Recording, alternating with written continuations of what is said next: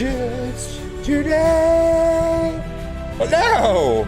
Who's all? Oh, I can't see anybody. All right, let me set this up. Chat. Chat is waiting for new messages. Let me try this. Hello. Oh. Oh.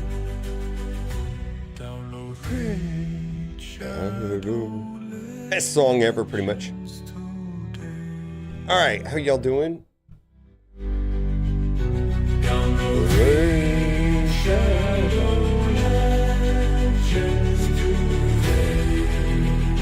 Hello there.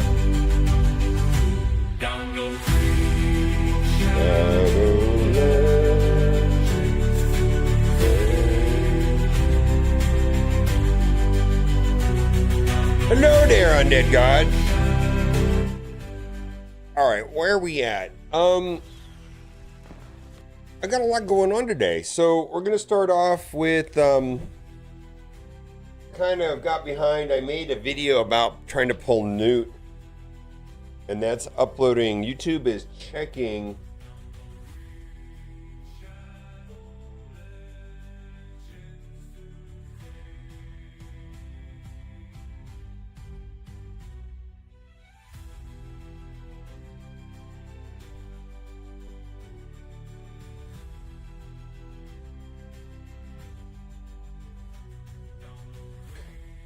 All right, what am I trying to do? Okay, so I got to play both accounts. I'm a little bit behind. Let's see. I'm going to load up my baby account here on my phone. And what I'm trying to do today on this last day of Hydra. All right, well, we got Hydra. What's oh, look at this. We lose to Marius. Hey, hola, howdy, and hello there. How are you all doing? We're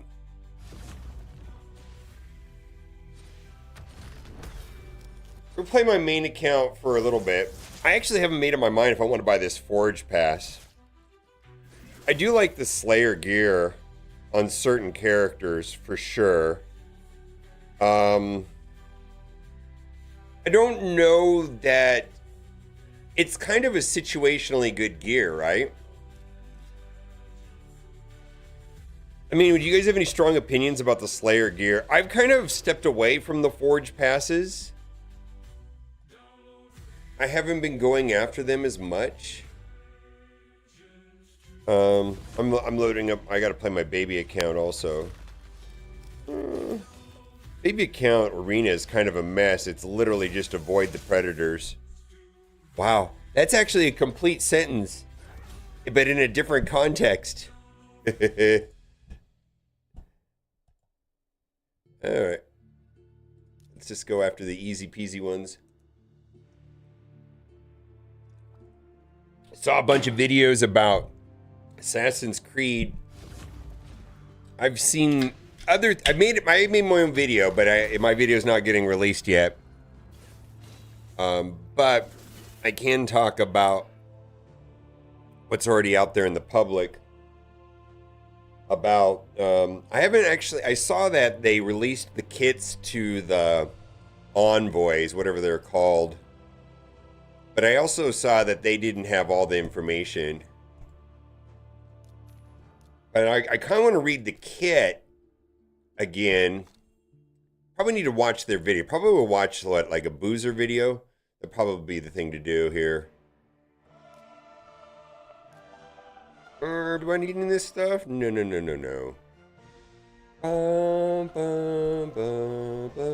Let's go here. Oh boy. How's dad life treating you? I'm 4-month-old. I've recently been in your shoes. Oh my god. Last night, Kat woke up and took care of him around midnight. And then at 2 o'clock in the morning, she said, babe, it's your turn. So it was about 2:30 in the morning. I woke up and I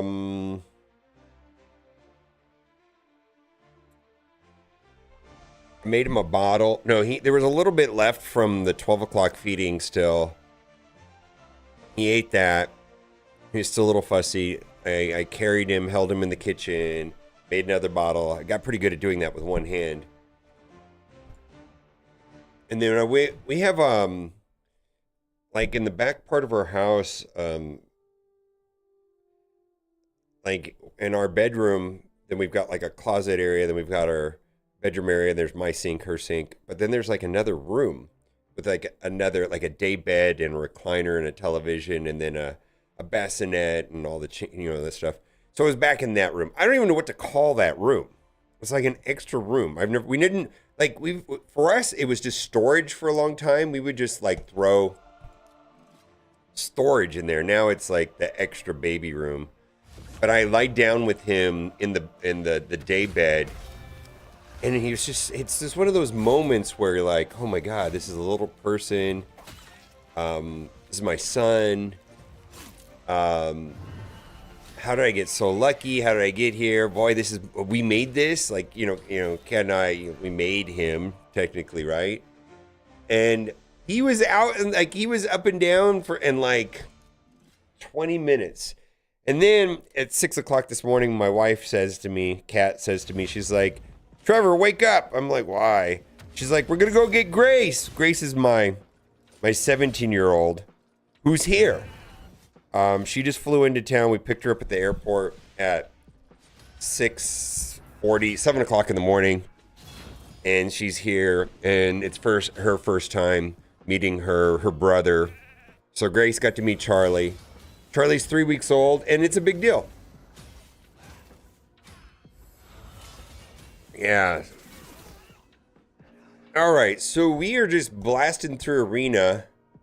I'm doing my Arena on both. I feel like I have to keep up with Arena because, like, I really want to get through the haul as much as possible, specifically the accuracy. Like, I think the more... Do I want to even tackle these? Yeah, let's try this one. I got to get through the hauls.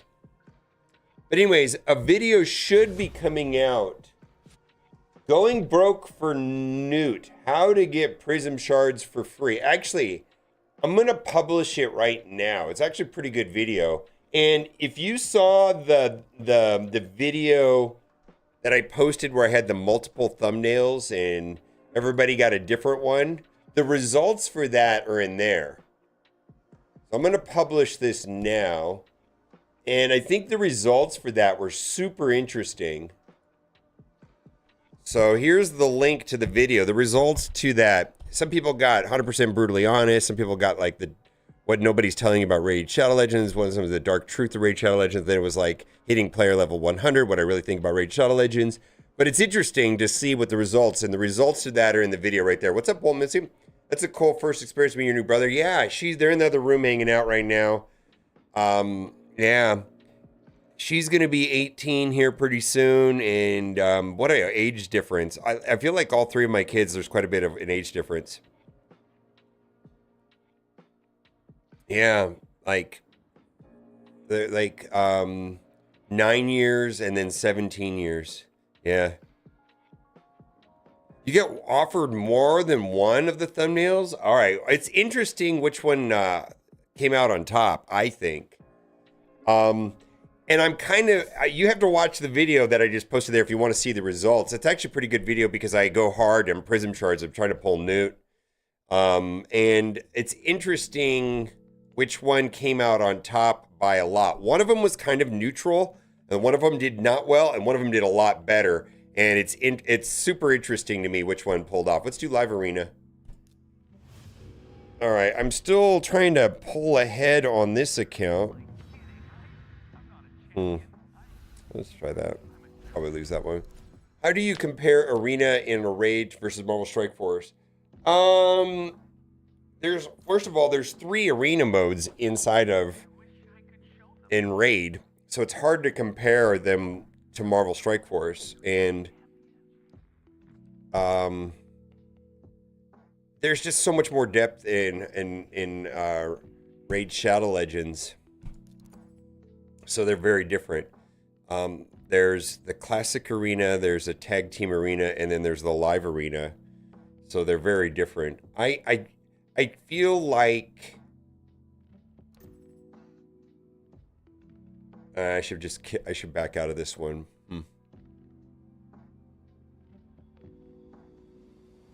Well,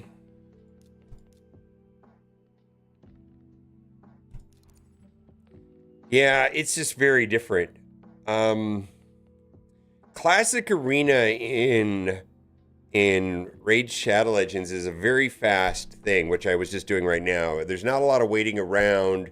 You can play a ton of battles really quickly, and it's not this. It's just very different.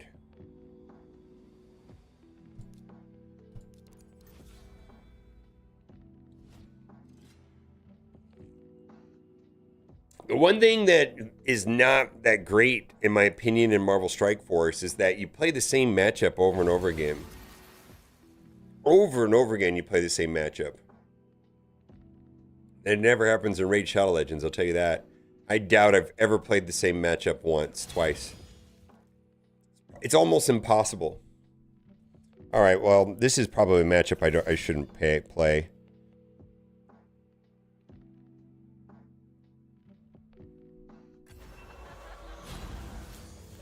All right, what do we got here? What's up,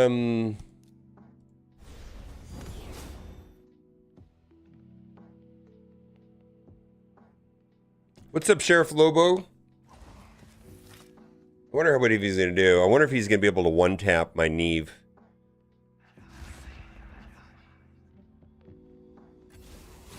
No, he procced it. All right, so this should be a W for me now. As long as I keep him under control, we're okay. Oh, I didn't stick. That kind of sucks. I wish I could have got that on him. Oh, we're done. Get wrecked! Get wrecked! All right, we pulled that one out of our booty hole. So this is real time right here. This version. This right here is hit or miss for me. Some days I love it, sometimes I don't. And I gotta tell you, the times I don't like it is when the matchmaking is bad, or should I say slow. I don't seem to mind it when it's fast and I'm winning. Now, I'm just gonna put this out here. I like to win, and it just very much be I like to win and I hate to lose.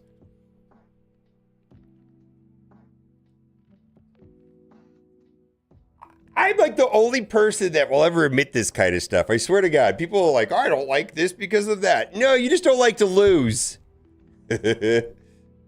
Just say what it really is, my guy. I think it's what it is. I don't like to lose. Is this working? Oh, no, it's not working. Did I turn it off? All right, well, let's see if I can get it to work. Top layer source.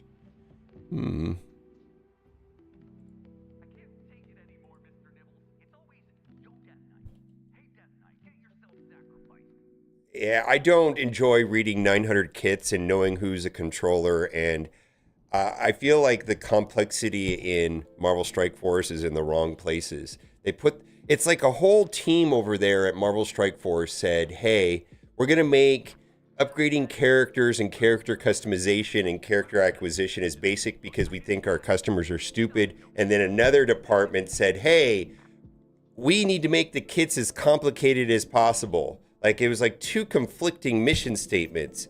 I don't enjoy reading kits and memorizing kits and trying to determine who the fastest controller and blaster is, and whether this works with a 4-piece or a 5-piece, or if it's going to hit the highest damage character and then trying to calculate which character on the team. That's not interesting to me. It's at the expense of the rest of the game being basic and the complexity lies there. I don't like that. I think it's awful, actually. Because I have the aptitude to memorize kits. I'm in fucking MSF. I got straight A's at high school. I can memorize the shit out of everything. I don't like to do it. It's not interesting.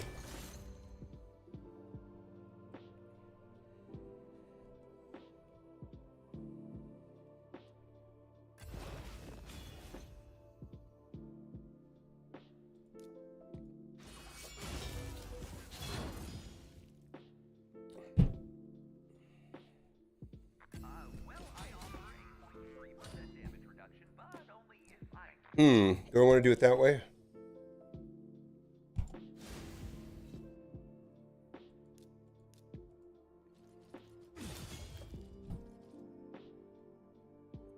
In the character customization, progression systems, and I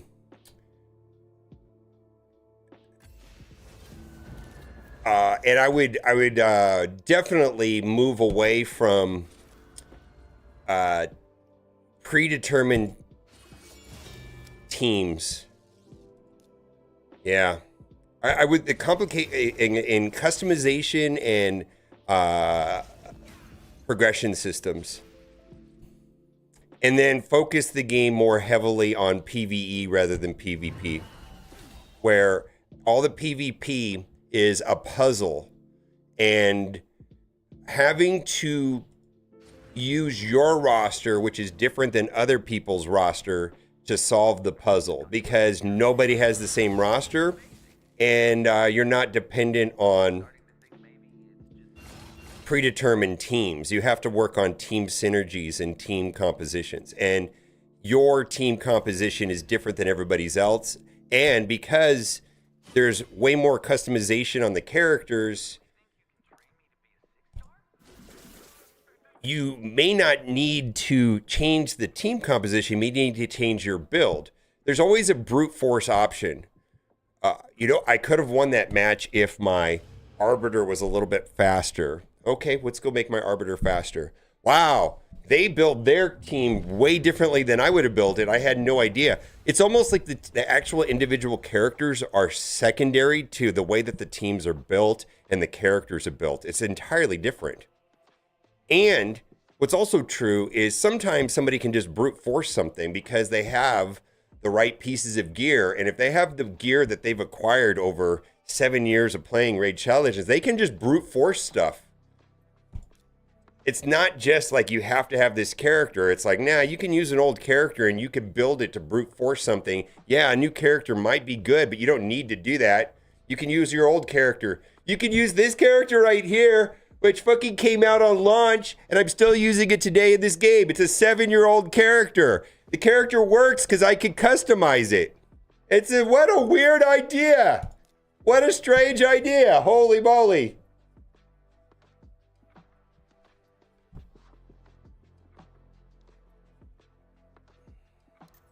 Yeah, the complexity is not this character that has a 6 or 7-year-old kit that came out. It's just that the complexity comes in how I can customize the character to get the character to do what I want. And your Arbiter might be shit compared to my Arbiter, and then probably somebody else's Arbiter is better than my Arbiter. What do I want to do with this? They're going to do that. Oh, I'm going to probably lose this one. How am I going to control this? Let's do damage mitigation and then that.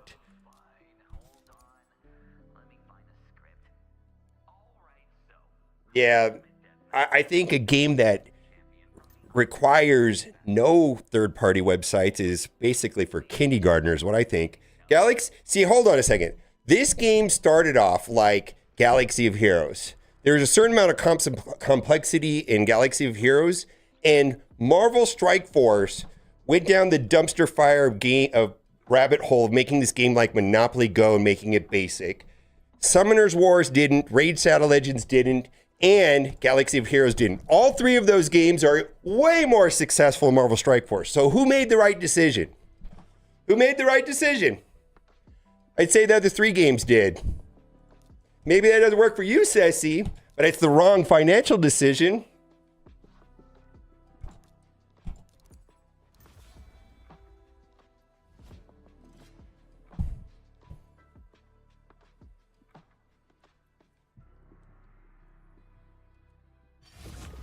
I understand that. Got a game. This game is no IP, not as old as Marvel Strike Force, and it's making 5 times the money.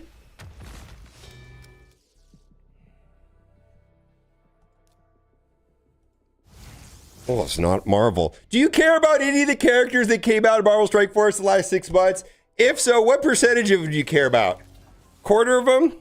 30% of them, 40, 60%, not all of them, I'll tell you that. I don't even know who half of these characters that are coming out in Marvel Strike Force. I don't know who they are. And some of the ones that I do know, I don't even like them.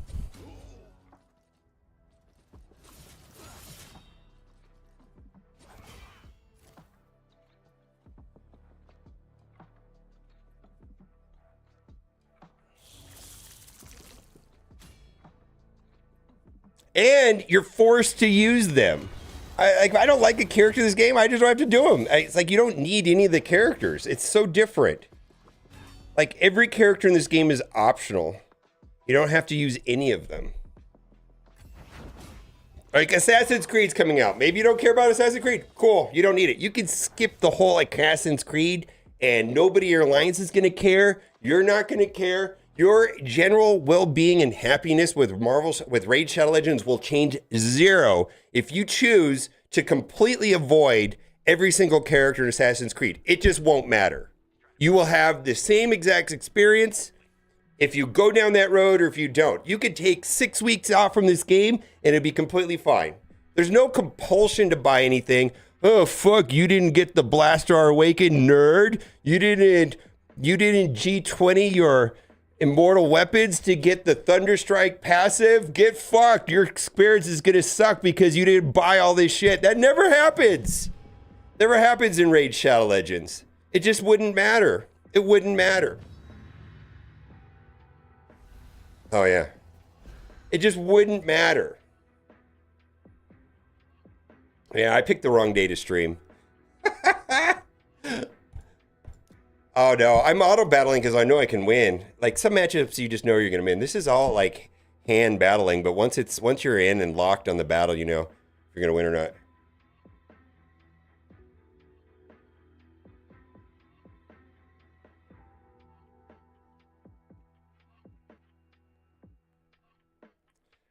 No, I'm actually thinking that if I can if I can be a no-name Raid Shadow Legends YouTuber and pull big views, we'll see how it goes. Yeah. We'll see how it goes. I don't know. What do I want to do here? See, he already picked that. I may not be able to win this one. Let's try it like that. There's a chance I won't win this one. This is pretty strong right here. This game is very, very little autoing. The prep work is all done in advance of the battle. Most of the work is done before you start the battle. So this is a tough one right here. I think we can make it work. All right. Yeah, see, this particular game mode is a draft mode, and the drafting is what makes it complicated. And what they draft, I can't draft what they draft, so I was prohibited from getting this character. And because I know how their team is set up, so I have to make a difficult decision because this guy's got intimidating presence, or do I go for the Armands? It really is like a tricky thing right here. Do I go after the one with a 28%, or do I go off with a 19% that's got the flag? Let's do that. Let's see how this goes. Because if this Armands guy goes first, I'm going to lose. But the advantage that I'm going to have is we're both going to have 28%, but I've got the intimidating presence on Alice at 5 stars. So I should be able to go first. Now, if I don't go first, I still have Neve, which is going to put damage immunity on my team when I spawn. All right, so it really depends on who goes first. They go first. This is really bad. Probably lose. Probably lose because they go first. The only way that I'm going to recover from this is if my Empress can take a turn. Ah! So I had Wand of Submission. Get fucked! I had Wand of Submission. Get fucked. Oh my god. So that had to do with a piece of gear that I had put on this character that retaliated what he was trying to do. Get fucked. All right, I got to get rid of the stone skin. All right. Still a coin flip. Still a coin flip.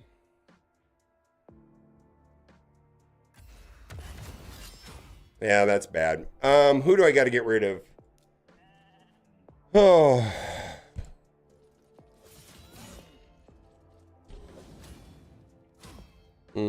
This is bad.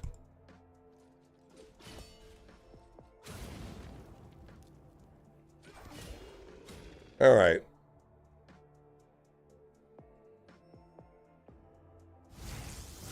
That's not good. We probably lose right here. One hit. Yeah, we're gonna lose right here. No, we got because we got Neve. All right, we might be able to pull this off. I don't know. Let's see here. How can I do this? Let's try this.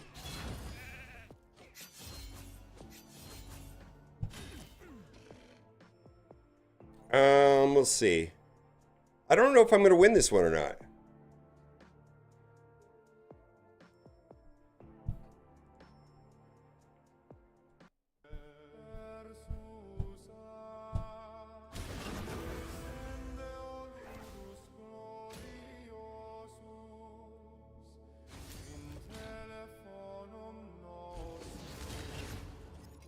Oof, yep, that was that. This guy just ruined me. Oh my goodness. No coming back from that. So literally that was a speed check of their Armands was faster than my team. So that was a situation where brute force would have fixed it. If I could have gone first and had a faster team, I could have won.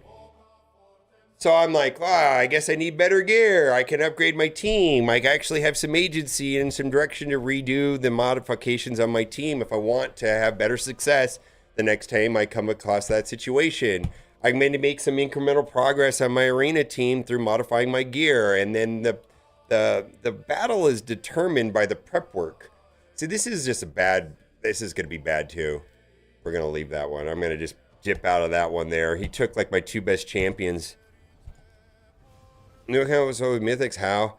I'm going to toggle to my beginner account. Now, I basically pulled 4 Mythics in the last month on this particular account. My new account will be coming on in a minute. I just got to get through my live arena on this. Yeah, sorry. I know I titled the video. So there we go. I titled the video new account gameplay. I will get to that. I'm sorry. I'm sorry. I only have 45 minutes left on live arena for the day, so I got to get through my 10 battles. Why'd you give up Gas of Healers? Almost for the same reason I'm frustrated with Marvel Strike Force. Luke Skywalker came to the game. The kit looked ridiculous and absurdly long to read, and I couldn't be bothered. And I said, fuck this, I'm done. The retcon kits came out. I can't be bothered to read them because I don't care, and I feel the same way. It's just like, what is the point of these mile-long kits? That's the only new thing that they could do to the game is come out with mile-long kits?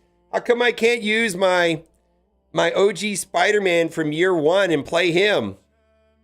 Why do I have to learn this new character and be forced to buy it and upgrade them? Kind of was the same thing. I still haven't read the retcon kits. I have not looked at them once. I remember being on vacation when Jedi Luke came to the game for Star Wars Galaxy of Heroes, and I couldn't be bothered to read it. I was just like, this is just torturous to read. I have no interest in reading this. And I was like, yeah, I guess I'm done. Is this the same guy? I don't want to fight this guy.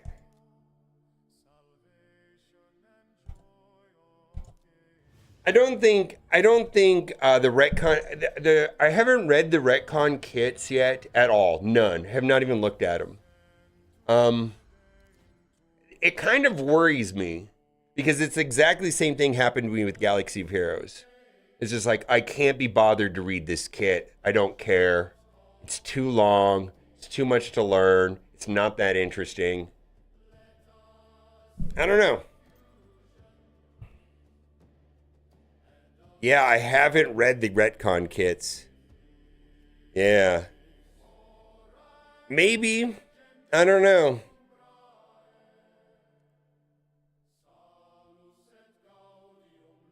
I mean, I know that they're free, and I know that it's basically 4 existing characters and 1 new character that we're going to get for free. It's just going to be a war defense team. All right. All right.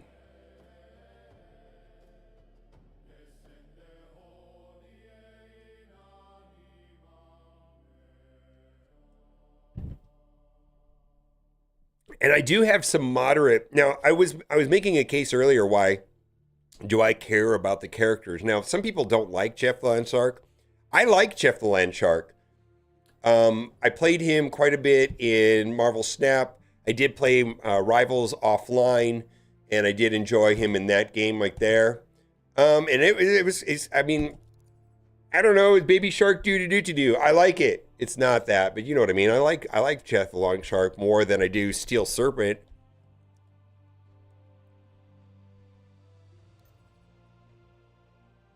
All right, let's see. Let's do you. We need another Speed Arena lead to balance this out. I actually don't think this guy knows what he's doing. The reason why I think he doesn't know what he's doing is he's got this on Arbiter. That's interesting. Let's see where this goes. It's a Battle World team? All right. I know that there's some Battle World stuff going on today in Marvel Strike Force. Actually pretty interesting to me. I still like War. I would like War a lot more if I was in a competitive alliance. I think that's part of the thing too. I think the thing that I was enjoying the most in Marvel Strike Force was competitive War, and I haven't done that for a couple weeks. And okay, so this is probably an easy battle. I just need to throw out the fears, take an extra turn, transform into my main form, and I can hit auto and I'll win. So this is over.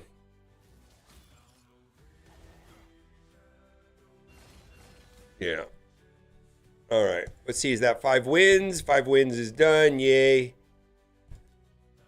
Oh, Impulse. Yeah, that's worth. That's a good piece. All right, but we're not going to upgrade it now. Chest, defense, no speed, no.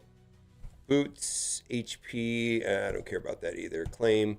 All right, I need to lose 2 more battles to get back to 50% win-loss ratio. So I'm going to back out of the next 2 battles real quick.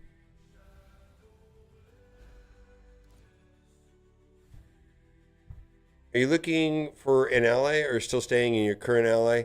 I want to stay in, as far as Alliance War, I don't want to leave Zone 4. I like Zone 4 a lot. And I haven't really, other than mentioning it here on stream, I haven't done anything about it. I don't even know who's hyper competitive in Zone 4. I did like hanging out with Nah a lot. I'm not gonna lie. Part of me wishes I hadn't bounced just because I liked Nah. I mean, I don't know what to tell you. I was like, other than that, I was done with Alliance. Whatever that means. All right, did we get through both of those? Okay, last day of Hydra. What are we gonna do here? Click this, Guardian Ring, boom. Challenges, quests, Summon 25, Advanced, Cryptes, Faction War, Boss. Okay. We got to do that then. Demon Lord, let's bang this out because I forgot. Let's see, let's do it this way. All right, let's just do that. We just moved from 4 to 1.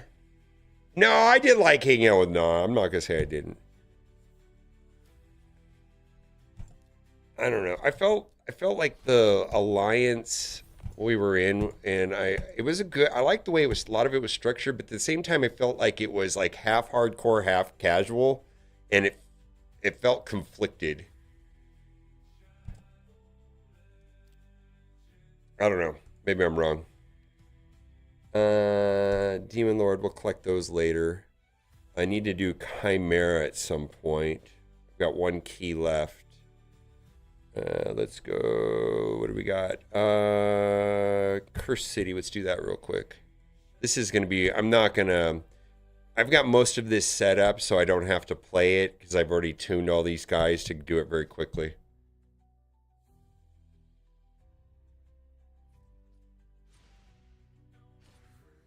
And I love Marvel Strike Force. I got to be honest with you. I don't think I'd be talking about Marvel Strike Force if I didn't. I don't think I'd be talking shit about Marvel Strike Force unless I cared. I think if I didn't care about Marvel Strike Force, I'd say nothing at all.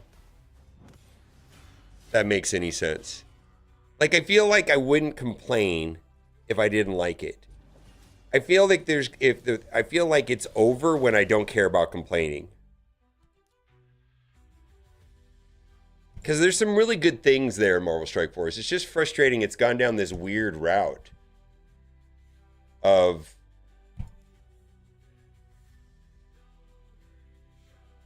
I don't know, man. I feel like they were trying to become like Monopoly Go or something.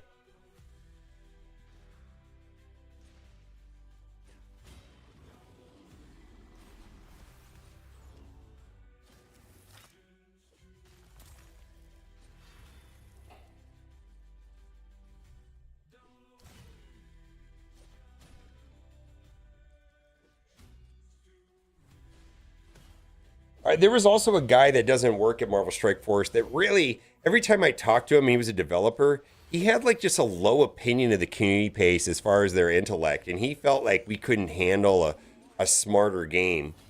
I really remember this guy, and I was glad when he left, but I wonder if he set the tone. I never got that feeling from the combat team and the kits. Like I feel like they are like all about it.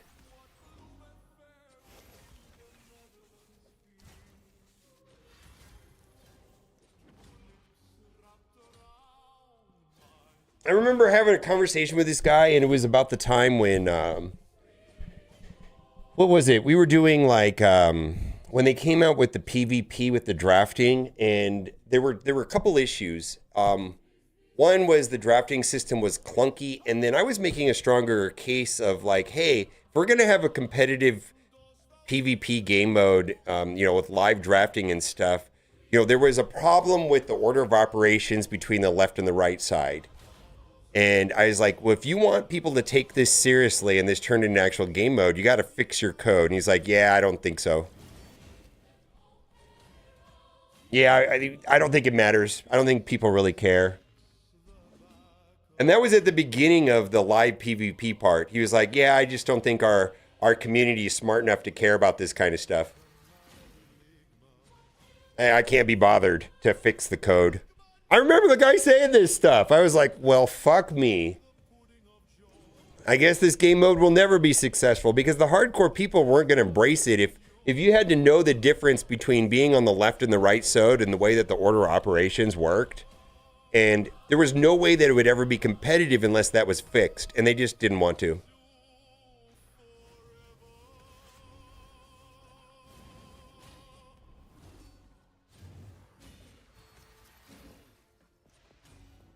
Yeah, I don't know when I stopped reading kits. I don't know. It's not hard to read kits and understand them. I was thinking about that last night. It's like, it's not hard. I mean, you could probably take a day and read every kit for the last 12 teams and win every game mode. I mean, I have the mental aptitude to do that kind of stuff. It's not complicated. It's just not interesting.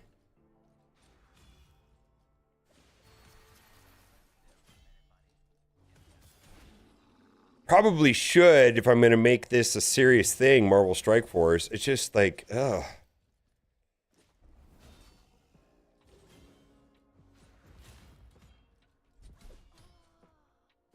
I mean, I could memorize the ingredients on this monster can, but that's not, I have the aptitude to do that, but it's not interesting.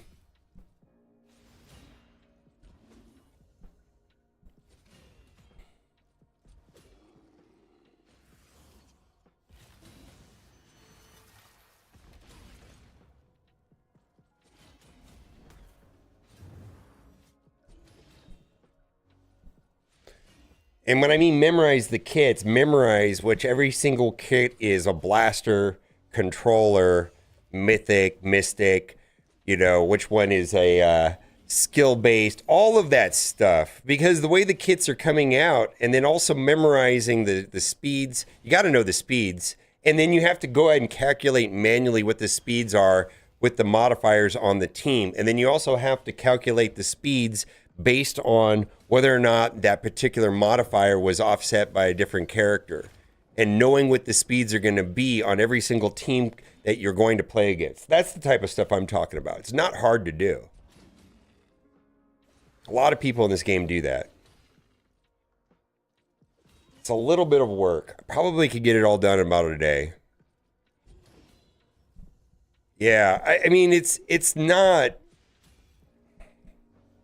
I don't know.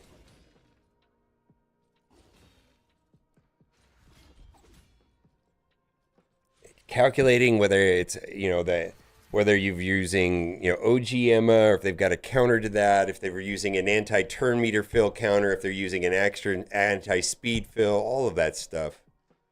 See, none of that needs to be calculated in this game because everybody has different mods and you don't even really know what you're walking into until you're already there. Let's see, let's change this up. I don't want to do this guy.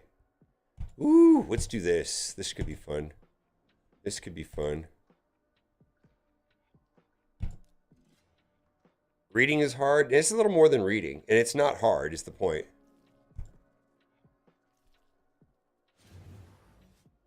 It's just that it's not fun.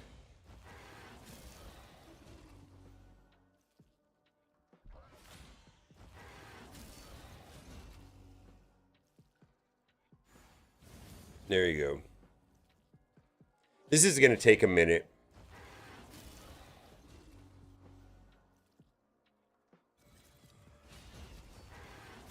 Yeah, this is a match that I generally would set down and come back.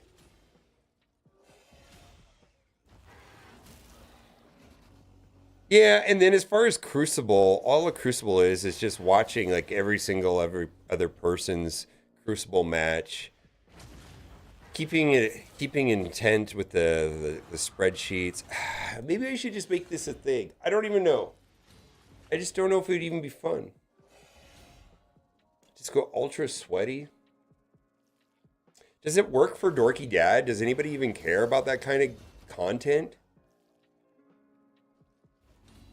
Or is everybody into like the Boylan style content? Do you think Boylan knows any of this stuff? He does just fine without knowing any of this kind of stuff. See, I don't even know if it's worth it.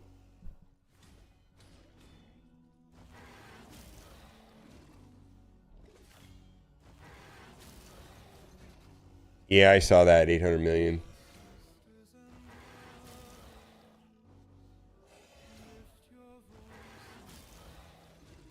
This one here, no, this is auto. This guy right here is really annoying.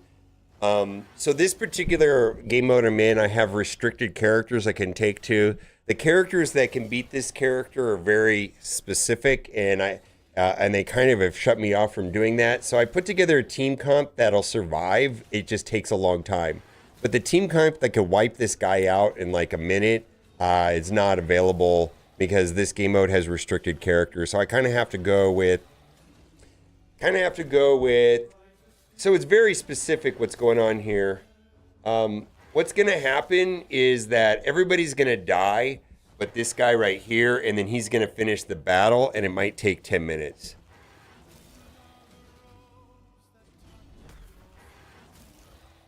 Oh, the rewards are crap in Crucible. I feel like rewards is not...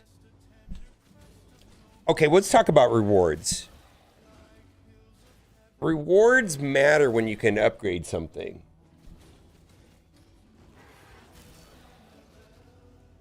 And this is the unfortunate truth about rewards. Rewards matter when they help your account. If they give you everything in the game, or if you have everything in the game, then suddenly all game modes become meaningless. They've simplified character progression to the point where it's so simple and so easy that the rewards now have become meaningless because you really don't need it, or it's stuff that you already have, and the stuff that you need they don't give out. You know what I mean?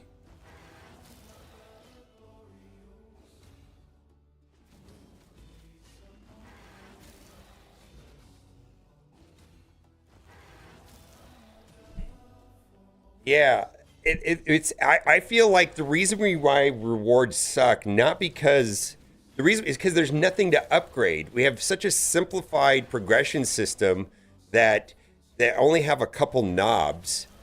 If it was more customizable and more broad and basically not finishable, and you could incrementally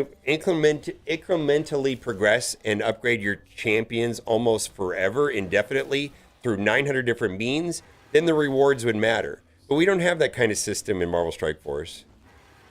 The only thing that we have that's kind of like that right now, but it's solely dependent on RNG, is 4 and 5 diamonds. I'm going to go on a limb and say nobody in the game right now has 4 and 5 diamonds on everything. 5 diamonds in everything. Nobody does. But that makes diamonds, 5 diamonds, interesting, right? We just don't have any systems like that.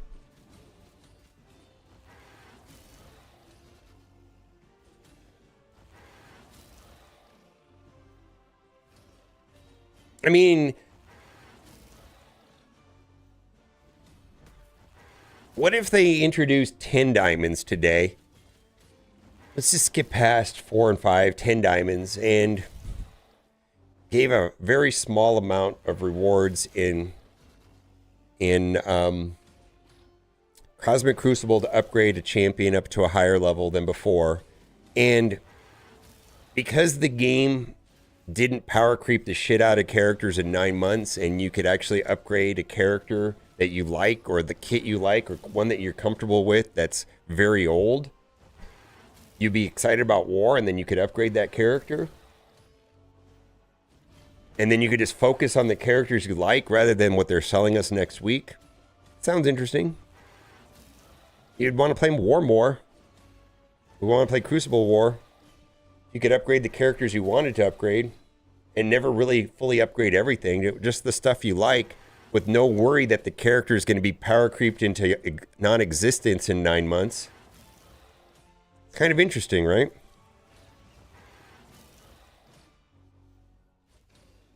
Two years of this shit?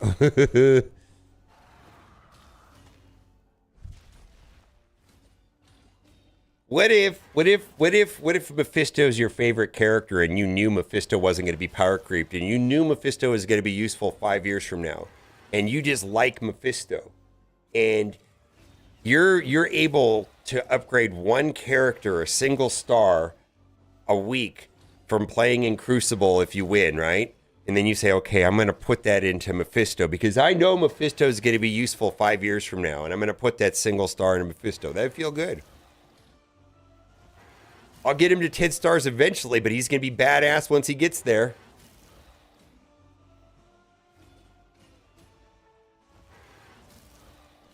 Yeah. The problem is that we're upgrading characters that are going to be obsolete, so it doesn't feel good. You're going to upgrade the character, and then the character is going to be dead. No matter how high you take him, no matter what you do to him, he's going to be useless. They're going to force obsolescence on the character no matter what. They're already doing that with the next series of power creeps. It's because the game is designed around you buying characters and not customizing them. They refuse to make characters customizable because they don't want you to not buy the characters. They don't want you to upgrade your Mephisto. They don't want you to depend on a character that you already like and love because they want you to buy the next latest and greatest. They need to make that Mephisto useless. Or Super Scroll, or Apocalypse, or something. It's just a weird way of doing it.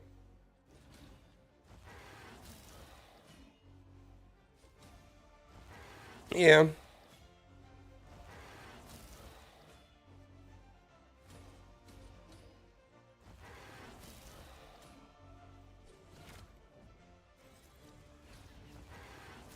Yeah, I don't know. I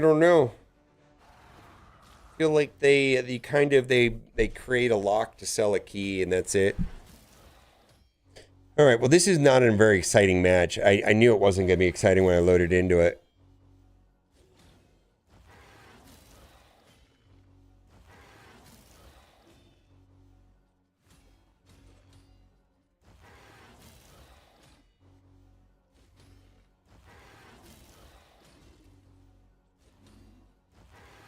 All right, come on, pop off, guy.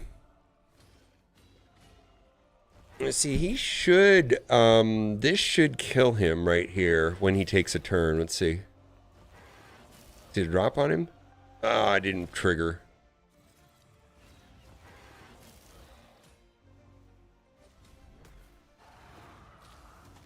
Yeah, yeah, yeah. Raid has a different take on it by releasing new content that requires different kits, just really Grim Forest breathing life into so many characters. Community had decided are useless just because the buffs and debuffs you need were decent and the rewards were actually good. Yeah. So Grim Forest, I was able to pull.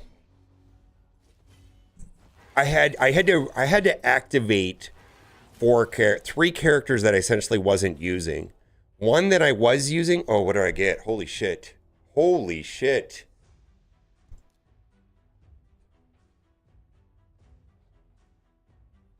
Oh no. Okay. Okay. Okay. Holy shit! Holy shit! Holy shit! If you don't play Raid Shadow Legend, you don't know just what happened right now. All right. All right. Please, please, please, please, please, please, please, please get a roll on this speed roll. What we're looking at is right here. A crit rate wouldn't be horrible. Actually, all of these are okay. Like, this is not going to be a bad piece of gear. It probably no matter what. But if it hits this speed roll, it could be like insane. All right. Please hit speed. All right. We're going to go to 12. I'm going to go to 12. Come on. Right here, right here, right here, right here, right here. Go! Oh, I got to hit this button here, right here. We want it to go right here. All right. I think this is still a usable piece of gear. Like, I don't think this is not, I think this is going to get used no matter what. None of these are bad stats. Crit rate, speed, attack accuracy. These are not dead stats for a lot of characters. Any good damage dealer who needs merciless gear. That's a W. Now, if this would have procced into speed, yeah, that would have been a lot better. But I'll take it. That's great. That's great. What do we got here? Trash. I don't care. Flat HP, not great. No, don't care. All right, so this is not really that useful. Here, where the opportunity on this piece of gear right here is if I get a double roll anywhere, then I can roll it to see if I get a triple stat. I don't, so this is dead. I'm gonna leave that alone. And nope, that need to be a flat, that need to be a speed boots. Let's see what we got here.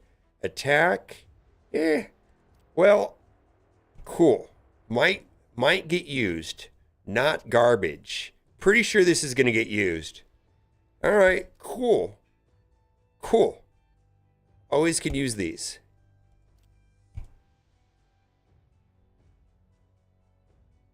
I don't want to. I'm not going to take it to 16 now.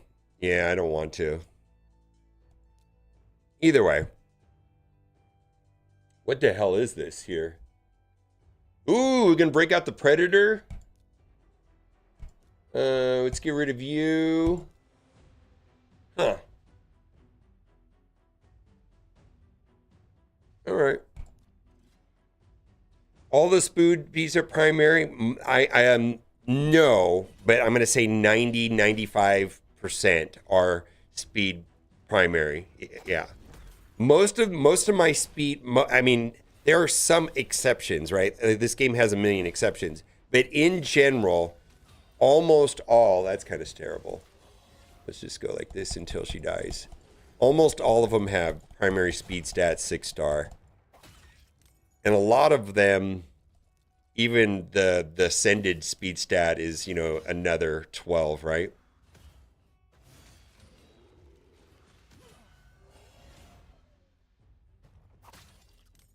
Yeah, I'm going to use it. Yeah, that's a good piece. Oh, 300 energy. I can use that. Well, what do we got here? I actually need, let's see. Woo, we could bring out a turtle here. Let's get rid of you. Boy, it's been a while since I've come through this, obviously. The last time I went through this, I didn't have any of these characters upgraded. I don't think I have gear on all of them, but because I don't normally use all these characters, but there should be enough gear on these two to run over this.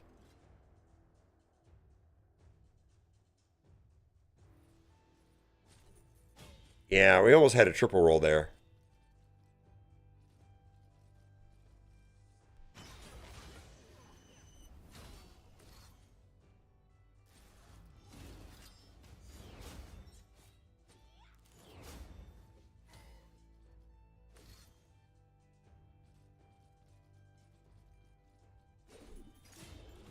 All right.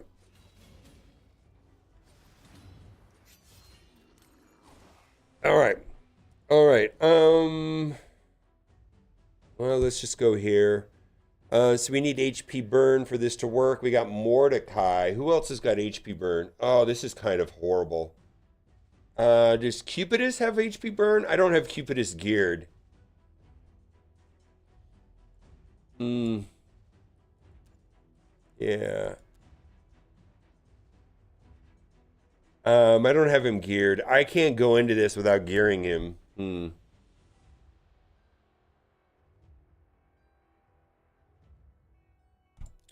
All right, let's gear him real quick. Let's see. We need. I think I'm just gonna put some. What is this here? Supersonic. Let's just put. Let's do this real quick. Close this. Hit filter chest there, and we're gonna go down to perception, and we're gonna priority stat speed high, accuracy high. We're gonna go from there. That's good. Hmm.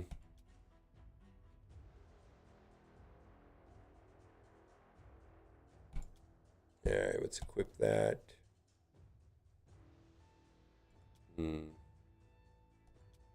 Is this guy even an attack-based champion? I don't think he is. Oh, he is. Oh, maybe that was good then.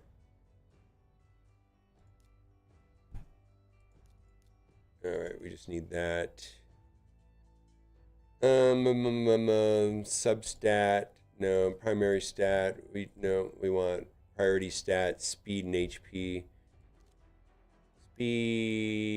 Speed and accuracy. We're gonna go into the perception set. All right, let's just put that on there. Take that to 12. Fine. Equip.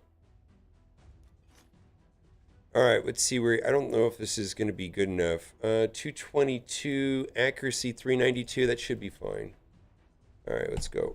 So one of the bosses here this boss right here will only die if there's HP burn on. If there's no HP burn on him, then he revives, and it's super annoying. I only have one character here that has that, and this Cupidus guy, but he's getting frozen. Now, she should remove the freezes off of him. This guy's going to give turn meter to the team, and these other two are just there to stand around and look pretty until we can drop down the HP low enough and land the HP burn, which is not there now. So we're just kind of trying to wait until he can place the HP burn. Block revive works. That's a really tricky one, though. You got to get lucky with the kill combination with what? Like on somebody like Phoenix or like Raphael? I feel like I've had timing problems with that. I might have to do this manually. Yeah, I might have to do this manually.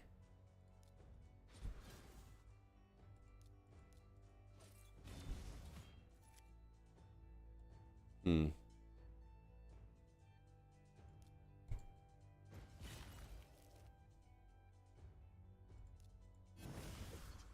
Hmm.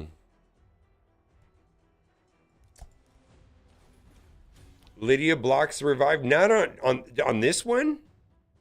Does Lydia block on this? Wait a minute. Is that true? Does Lydia block the revive on this boss?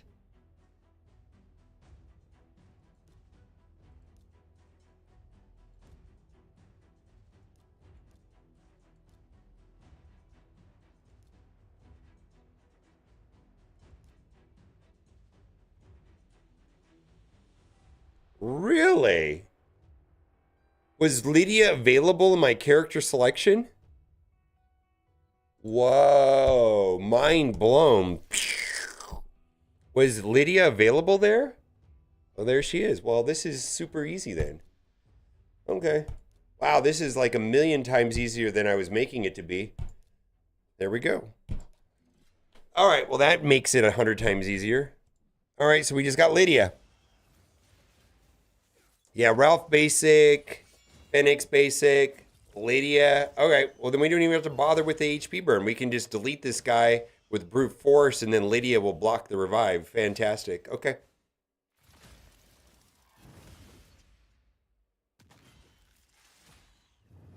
Yeah, so then I can just bring in more more firepower.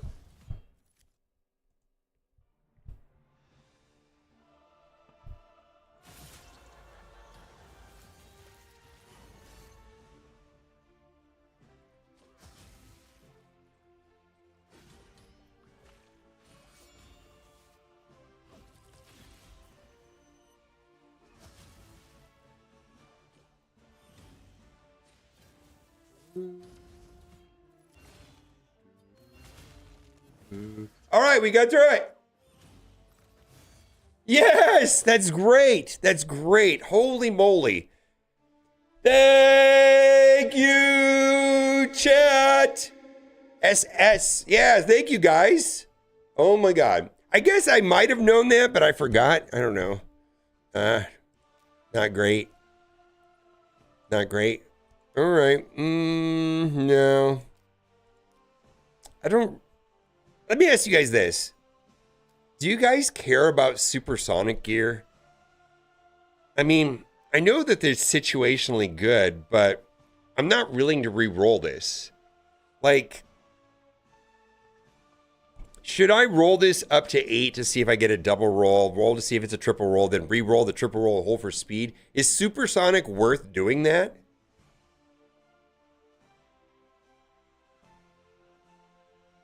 Theodosia, we got to get that. Is supersonic even worth re-rolling though, is my question. I re-roll a lot of gear. I like merciless gear always, right?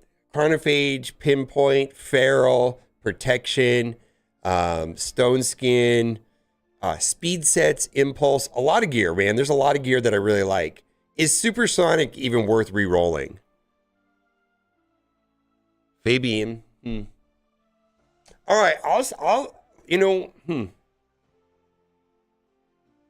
I sell all supersonic gear that doesn't start with speed substat. Yeah, see, that's what I would have been doing. I like if this had a speed substat, I would upgrade it. So what I would now let me explain what I guess my question is a little more narrow than that. Okay, so let's say this was merciless. Because it's purple merciless, I would take this up to 8 no matter what, just to see if I get a double roll. If I get a double roll, even if the stats are garbage, I would then roll it to 12. And if I get a triple roll, I would re-roll it and hope that I get a triple speed roll. Is that process that I just described worth doing on supersonic? Yeah. You probably wouldn't spend... See, you guys are in the same place as me. I probably wouldn't spend ore on it either. Yeah, that's exactly where I was going with this. I was hoping somebody would say, yeah, you better, Boomer, you better do this. Yeah, because I've been largely... When I get a piece of supersonic gear, I roll it up only if it's got a speed substat. But if it's like this, I just like, Okay. You guys, we're all in the same place. We're all in the same place. Okay. Yeah, I'm going to ignore it. So I'm going to continue on as I've been doing. Yeah, that's probably good. That's probably good advice also.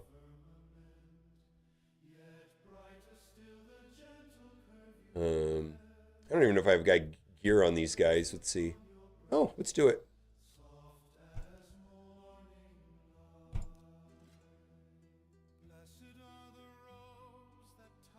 The people that have good supersonic sets don't have pinpointed chronophage at the time. So I am... Oh, did I just almost said something that was NDA? Holy fuck me. Holy fuck me!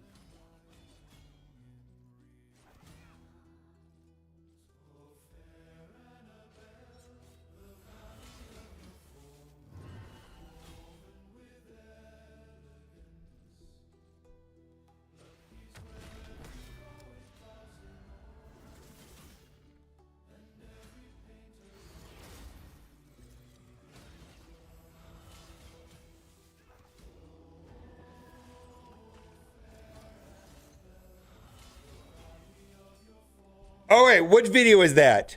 Which video is that?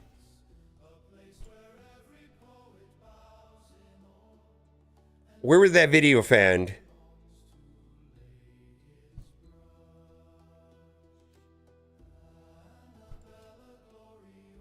Boozers?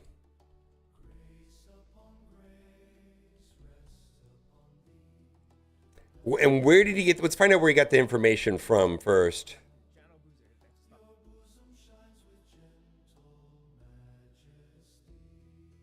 This one?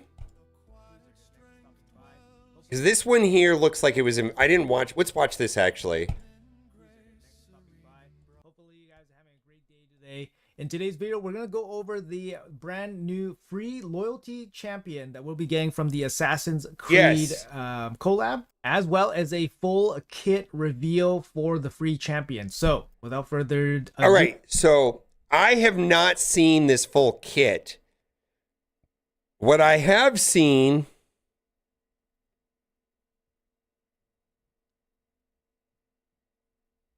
well, then I'm not going to say it. I have seen this right here. So this is not new here. So that's the only thing I know about Ezio. So let's watch this video. I have not seen the full kit. I've only seen the... What's up, guys? Welcome back to the channel. Boozer here. Thanks for stopping by. Hopefully you guys are having a great day today. In today's video, we're going to go over the brand new free loyalty champion that we'll be getting from the Assassin's Creed. To be clear, I just want to make sure I'm not speaking out of turn. I was given some information weeks ago, and if it's already out in the public and we're watching this video and it's coming from an official source. Now, I don't want to talk about stuff that was leaked. But I know that Boozer gets his information directly from them, and if he's talking about official information that's already been disseminated either on Discord or through their Envoy program, whatever, then we're good to talk about it. I just want to make sure that I'm not speaking out of line. Creed collab, as well as a full kit reveal for the free champion. So without further ado, let's jump right into it. First things first, we want to go over the special dates here associated with the collab. January 8th is when all this Assassin's Creed stuff will be happening, and the ending date will be April 8th. So a 3-month collab here, and this is going to be our free loyalty program. Where is the end date? All right, enrollment date, deactivation date, enrollment end date. So I knew about this. I didn't know about these two dates. So this is new information to me right here. I knew that this was starting on the 8th. Okay, let's keep going. Champion, Ezio Auditore. Loyalty program. So during Raid X Assassin's Creed integration, all new and existing players will have a chance to obtain Ezio Auditore from the 14-day loyalty program, aka the Ezio Chase. The champion can be claimed on day 7, and the looks like a 2-star Perfect Soul will be available on day 14. Before and after that, players can get various in-game resources, including Ezio's avatar, by simply logging into the game in Phase 1 or completing certain objectives in Phase 2. Additionally, after collecting the champion, players will be able to share a post on Facebook or Twitter and get some extra rewards. Alright, so pretty similar to what we've seen in the past. Like I said, the start date is January 8th, and the last day for the enrollment is April 8th. Deactivation date is May 7th.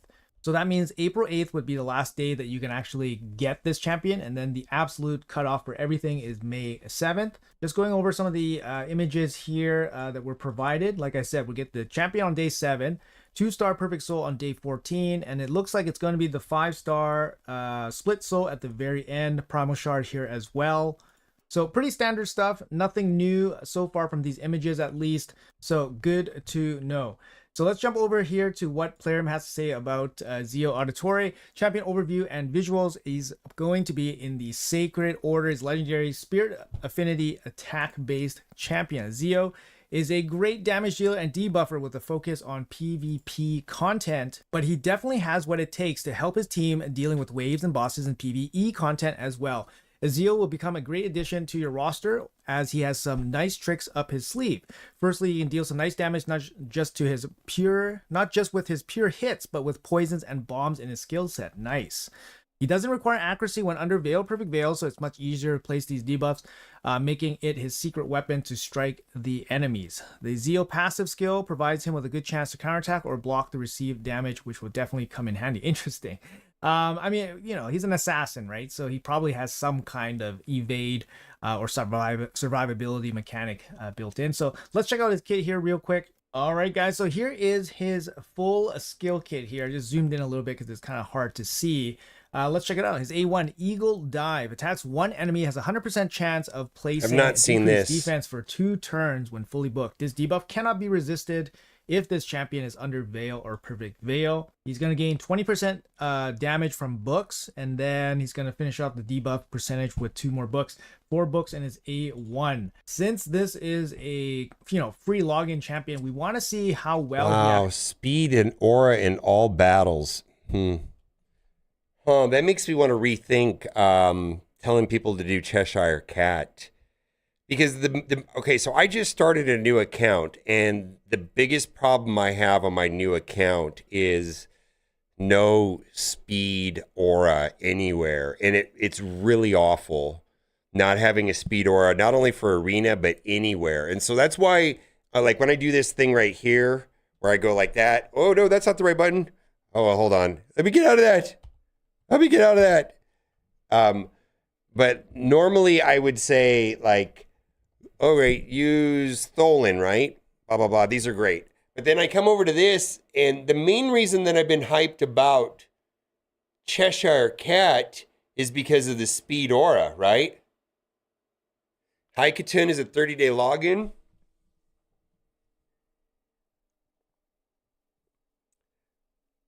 Because so on my new player account, I've been using Haikatun because Cheshire Cat wasn't an option. And when I saw, and then I've been playing the new account, and I was like, man, I don't have a speed aura. And then I saw that they were going to do Cheshire Cat, and I was like, oh yeah, you guys got to do that.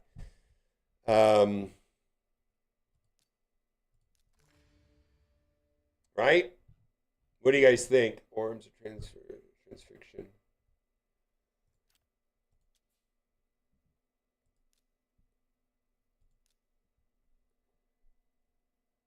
No. So what's going to happen is that basically it's going to be 3 legendaries and 3 epics. So what we're discussing is you're going to get Tholen, you're going to get Ezio. But what I'm talking about is I have the option of changing this around and suggesting something different.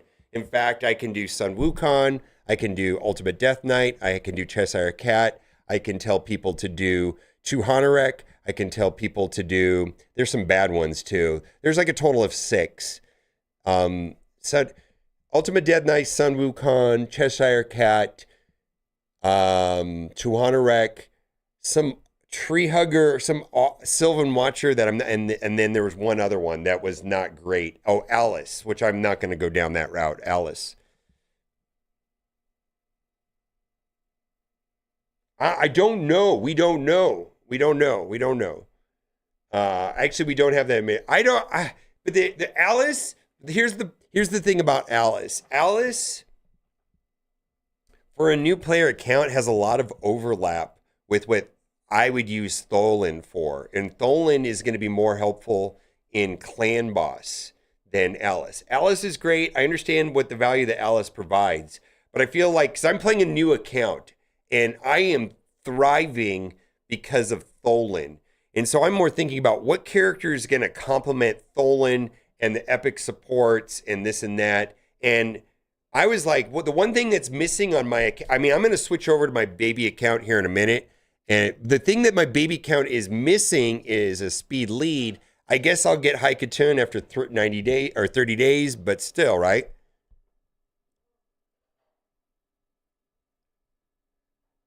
Yeah. Well, the new player promo code is good when you log in the game in the first 24 hours. And I see what you're saying, but still, Cheshire Cat's really good. All right, I'm gonna rethink it. I'm gonna table that. Let's keep going on the video. I want to watch this. I haven't seen this, so I let's get through all of it. I actually want to see what they're going to do with the is this on the Hell Hades website?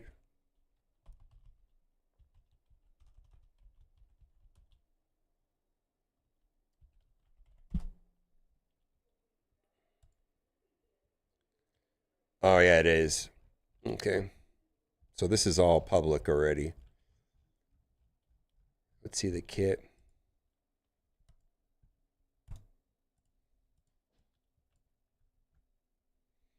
Just want to look over it real quick. Increase ally speed in all battles. Places perfect veil on this champion for 2 turns at the start of each round. Whenever a champion is about to receive damage that would exceed 50% of their max age, has a 35% of decreasing the damage received to 0 instead.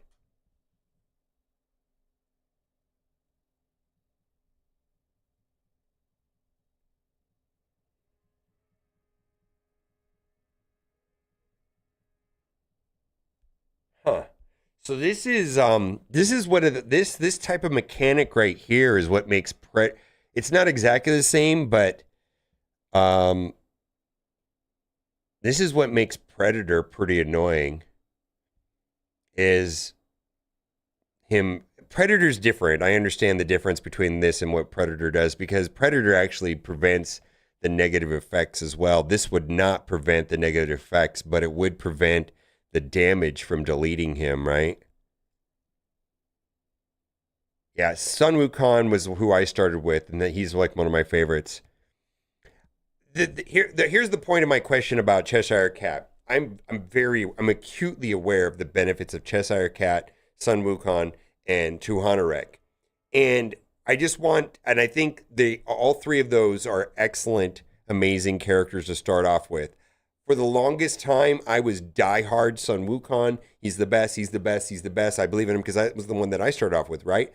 And then I played Cat. I did a rework takeover on Duelim's account and Cat's account, and where those 2 accounts were at, the main thing that they needed to do to move forward in there to the next level of the game was to 1-key Ultra Nightmare Clan Boss, and on both of those accounts, Tholen was the key to make that happen, and I became a Tholen fan, and I started to pivot away from suggesting Sun Wukong for Tholen. Then they said, hey, Boomer, you can get Tholen as your starter champ instead of Corrado Foxhunter, which Corrado Foxhunter is goodish. He's okay. There's nothing wrong with Corrado Foxhunter, but I don't feel like he's on the same level of usefulness as Tholen, Sun Wukong, Cheshire Cat, or Tuhanarek, right? So now that I've got Tholen, I can go back to the suggestion of Sun Wukong, Cheshire Cat, and Tuhanarek. And so I was really hyped on Tuhanarek. I've been playing Tuhanarek. She's amazing. But I was like, man, I need a speed lead. I need a speed lead. And then now I'm Cheshire Cat. But if this is going to be a speed lead right here, maybe the best way to go is Tuhanarek or Sun Wukong. Full synchronization? Yeah, probably. Whenever enemy HPs drops below 25% of receiving damage from any assassin, they receive additional bonus damage proportional to champion's attack. The bonus damage will ignore 100% of the target's defense. It cannot be critical. So, wait a minute. How is that different than that scythe thing that comes out on the blessing? There's a blessing that does something like that, right? Let's take a look here. It's not the same. I know it's not the same, but how was that worded? There was a blessing that does something like that. Soul Reap. When this champion hits a certain target and decreases their HP to a certain threshold, a Reaper will appear and extra damage equal to target remaining HP. The Reaper will ignore defense as well as damage reduction skills, effects, and buffs. Will not ignore damage reduction. Okay, blah, blah, blah. And then so this is much lower. Much lower. Like this is 4, 8, 14, 20. Yeah. Yep. This is when an enemy drops below 25%, this is going to trigger. It's going to feel similar though, right? Obviously, the mechanic is different and there's some nuances, but it's going to feel similar. It's used based off attack, yeah. So this bonus damage will ignore 100% of the target's defense and that cannot be critical. Now, this is also a thing. You know how in Sun Wukong has this bonus damage and cannot be critical, and then suddenly that excess that's called something different though. It's excess damage, right? It says surplus damage. So this is not surplus damage though, right? Surplus damage is different than the bonus damage. Surplus damage is then, because this particular ability on Sun Wukong, which is that surplus damage, suddenly becomes bonkers and then he deletes entire teams. He can delete entire bosses and it could do like millions of damage. It has to do with the multiplier getting reapplied after the fact.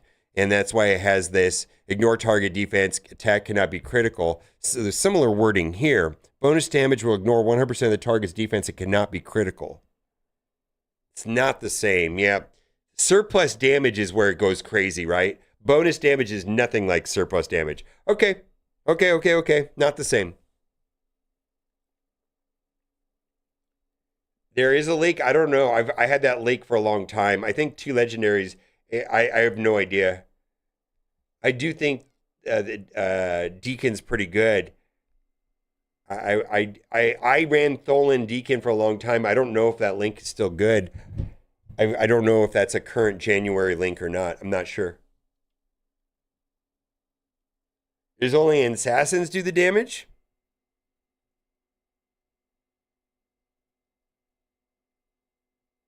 Oh, so he's the finisher for any assassin on the team.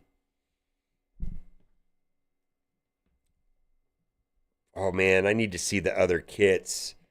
Are any of the other kits out? I have not seen any other kits. I wonder if this is going to be turtle-ish again. Ooh. I wonder how turtle-ish this is going to be.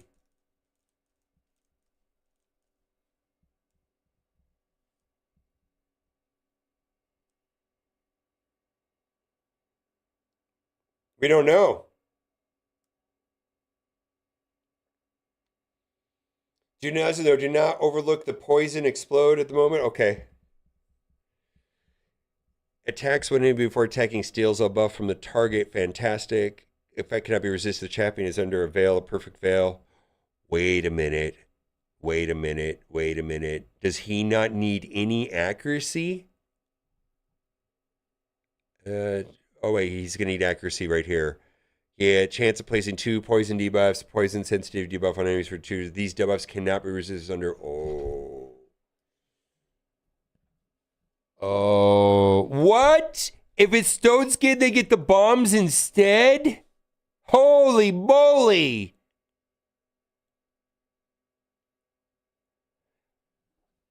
He doesn't need accuracy. Oh no, you can build this guy with no accuracy. Oh my God. Oh, that changes everything if you don't have to build him for accuracy. Holy moly. Yeah, he does. He gets Veil right here. Places perfect Veil on this champion for 2 turns at the start of each round. So, in Arena, that doesn't matter. Long-term fights, it's going to matter. There's going to have somebody on the team that's going to give him Veil. There's not a lot of characters that give Veil, but common ones would be like Rector Drath. Uncommon ones would be what? Duchess Lilitu, Theodosia, which is mythical. That doesn't count. We can't count mythicals. Feral? I think it's just Rector Drath, right? Doesn't everyone even see? If any enemies are under Stone Skip, has 74 place 2 bounds that detonate after 2 turns on them instead. Yeah, but Stone Skin's all over the arena. So this is in Arena. Well, it depends on what part of the arena you're in. Like my baby account, you see 0 Stone Skin, but on my main account, I see it everywhere. But that's why I'm running Empress. See, I'm using Empress to destroy Stone Skin. right? While we're reading this, I want to start a battle on this while I'm doing it. Let's see here.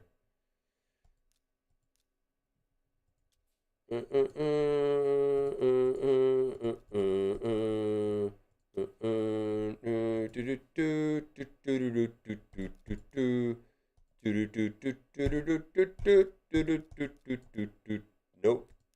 Nope. All right, you are not modded. All right. I wasn't going to use her anyways. Huh. Let's try this. I'm gonna just run that in the background while we're reading this. Glaciad Meltwater, love him for Perfect Veil. Yeah. Farrell's gonna be perfect. Yeah. Farrell's gonna be perfect with this guy. I in my roster, I think I have 3 Perfect Veil champs that I use all the time, and that would be and you need you need Perfect Veil.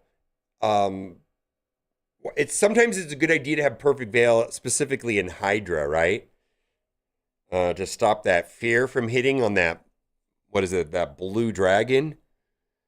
Anyways, I'm gonna say this though. I think you either build him where he has accuracy, so you don't have to worry about the Perfect Veil, or like for me, I think I would go balls to the walls and max out his speeds and his damage stats or whatever it is, and just ignore accuracy, and then try to bring somebody in that could supplement this. We'll have to see what the other kits are, right? All right. Anyways, Perfect Veil. Instantly activates poisons enemies on 4 more debuffs. Okay. Stone Skin. All enemies under Stone Skin decrease each bomb debuff detonation counted by 1 turn. Fantastic.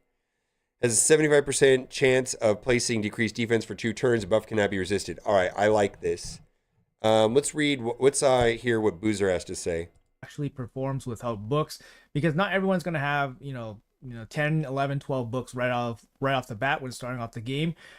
So we want to make sure that he's actually viable as a champion for brand new players. Now his A1 with the 75% chance. Also, Boozer is one of my favorite YouTube guys. I watch a lot of them, but he's one that I seem to watch all the time. I don't know why I'm not subscribed to him, but it depends on what kind of mood I'm in. I think a lot of people watch Ash, a lot of people watch Hell Hades. I think those are the main go-tos for a lot of people. I find myself watching Nubs and Boozer just as much, if not more.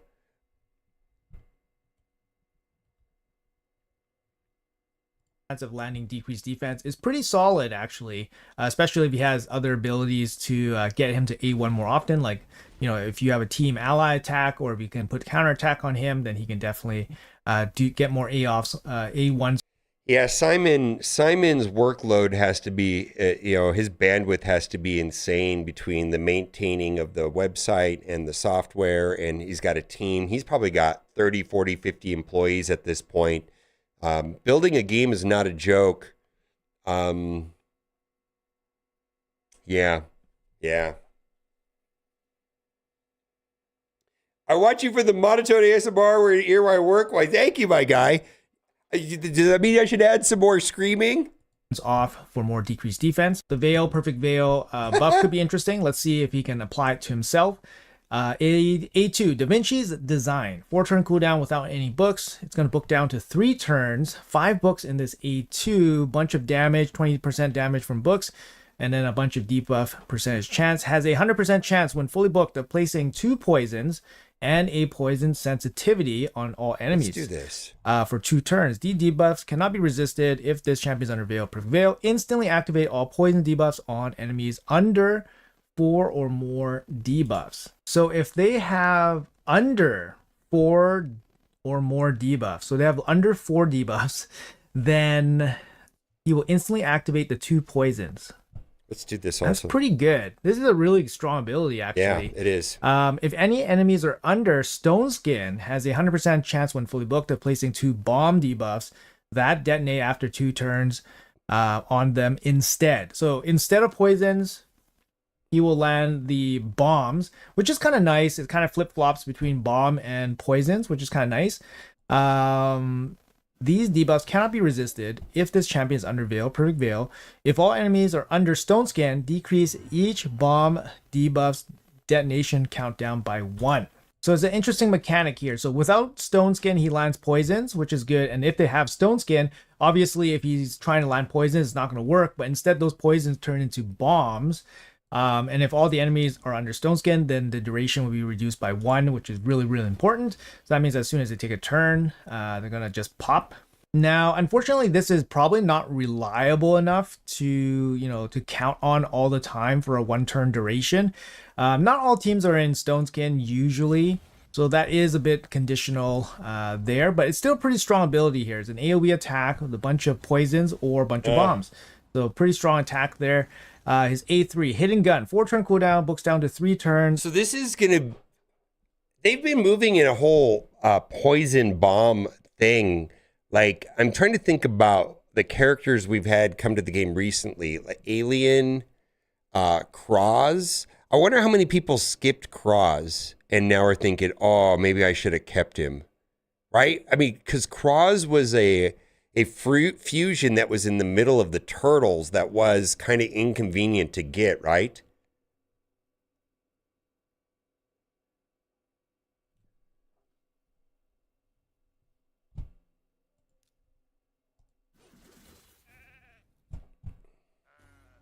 Three books in total, 2 books going into 20% damage. Nice to see. Attacks 1 enemy, so single target attack before attacking. Steals all buffs. So this is a steal, which is really nice. This effect cannot be resisted if this champion is under Veil, Perfect Veil. Will ignore 35% of the target's defense as well as shield and strengthen. It's a pretty straight up ability. It's a pretty like oh my god, no frills ability. You know exactly what's going to happen.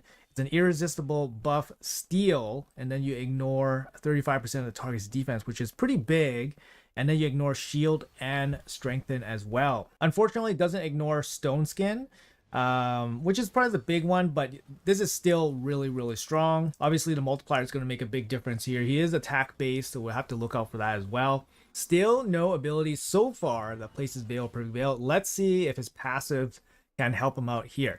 Let's go to his first passive. Everything is permitted. His first passive here. Whenever an enemy's HP drops below 25% after receiving damage from any assassin. This is interesting. What classifies as an assassin? I'm not too sure what that means. Do they have their own kind of type classification?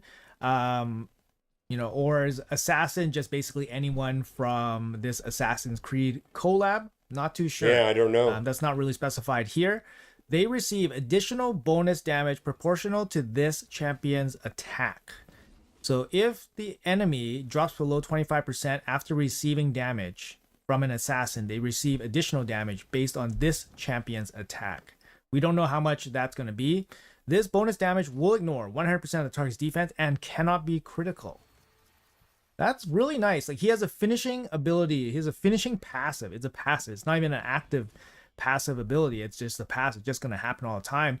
But we have to see what kind of champions fit into this assassin category. But this looks like it has potential. We don't know how much damage he's going to be doing, what the multipliers are, but it looks pretty interesting. Let's check out his second passive here. Full synchronization.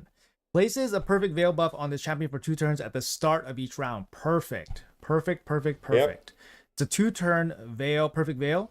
Whenever this champion is about to receive damage that would exceed 50% of their max HP, he has a 35% chance of decreasing that damage to 0 instead. That's really interesting. 35% chance of decreasing the damage to 0. It's kind of like a 35% chance to evade. I wonder if status effects will happen. Yeah, I think they do. Damage didn't happen. I think they do. For example, can he be crowd controlled? Can other effects happen? Even if the damage is totally neutralized. When feels like champion that has evade and they straight up evade the attack, none of that stuff happens. So in this case, it's probably not as good as evade, right? Because evade's obviously stupid strong. But this ability it's still pretty stupid strong, and there's no cooldown on it, so it's just gonna happen all the time. So, it's interesting. It's good. I like it. It's really good. Whenever this champion is attacked, Is it hard to get charged for the summons for dwarf as free to play? Which dwarf are you referring to? I mean, the time the tournament is harder than the one before. Which for specific? I guess I'm a little off on the question. Which dwarf and what event? I'm not. You're talking about Hilvy? Oh, prism shards. Right now, it's money, just money. Yeah, so it's impossible to get. Normally, not normally, but quite often when there's a prism event, there is a secondary event generally tied around, let's say, Sand Devil or Phantom, where you get to the top and the last reward in that tournament is a single prism shard that's free. But for some reason or another, this week that is not there. also has a 35% chance of It's just money counterattacking. otherwise. So whenever this champion is attacked, it's not when he is damaged. So he could be theoretically attacked, take no damage, and then he will counter attack as well. Well, he has a chance. It's in a soul chase, okay. And he'll be under perfect veil as well. So then he'll most likely land a decreased defense. When I get out of this battle, I can go look. It's gonna come down to multipliers, how powerful this guy is, but I like his passives. They're very interesting. 35% chance, a little bit of RNG to be really upset, really pissed off. His aura, 19% in all battles. That's amazing. I mean, it's just flexibility, right? You got 19% speed in all battles. That's great. You can work in sieges. You can work in, PvE, boss fights if you wanted. Obviously, it works in arena and all that. Works in dungeons. So that's really good to see overall for his kit. I like that little bit of extra damage here from everything is permitted. Would like to see what other assassins are part of the assassins category that works with this passive before making kind of judgment here. But it looks interesting. Hidden gun looks pretty solid. Like I said, no frills ability, 35% ignore defense, ignores shield and strengthen as well. And he's going to start off for example, if you're playing arena, he's going to start off the arena round with Veil for 2 turns. Yeah. So he's going to start off with basically the best case, conditions for his abilities. He'll have the perfect veil. He won't require accuracy to do his debuffs.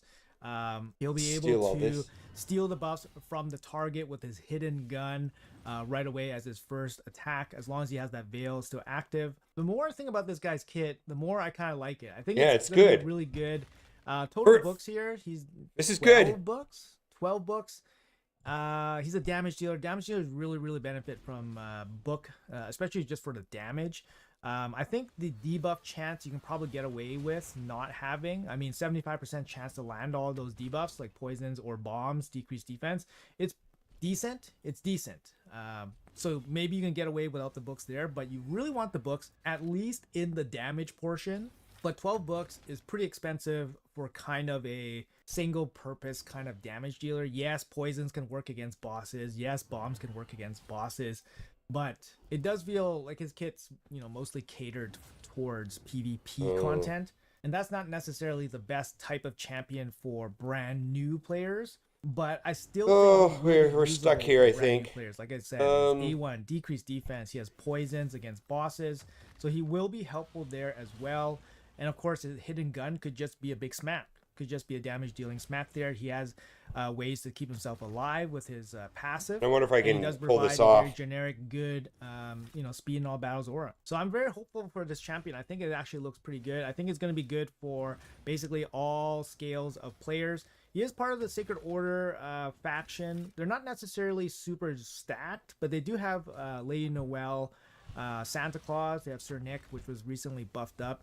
So those two kind of make up most Sacred Order teams if you have them. I don't know where Ezio would fit in that faction, but he could definitely be, a serviceable damage dealer with those two champions as well for the faction. I'm not too sure. I'm hopeful. I'm looking forward to seeing the rest of the assassins as well to see what we're actually working with. I have no idea how many champions are part of this collab, by the way.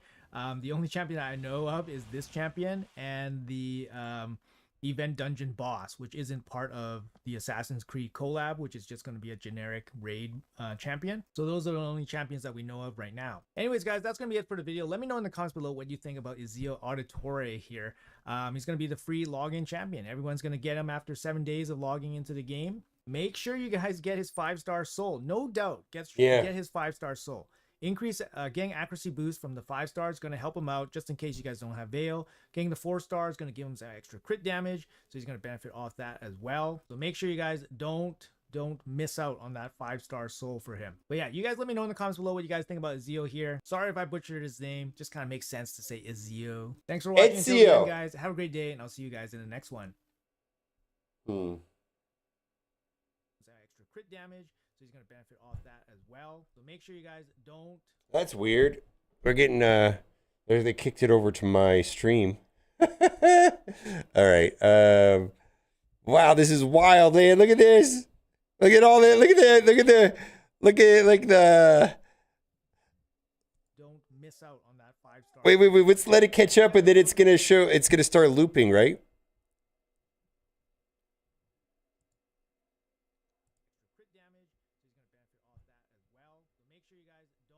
That's weird. We're getting they kicked it over to my stream. Let's see if it starts to loop. We're gonna get like a crazy loop. Wild, man. Look at this. Gonna get a crazy loop. Look at like the. Let's get a crazy loop going. Come on, Boomer, you can do it. But then it's gonna show. It's gonna start looping, right?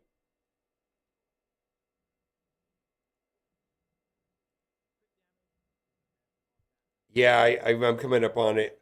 That's weird. We're getting they kicked it over to my stream. Let's see if it starts to loop.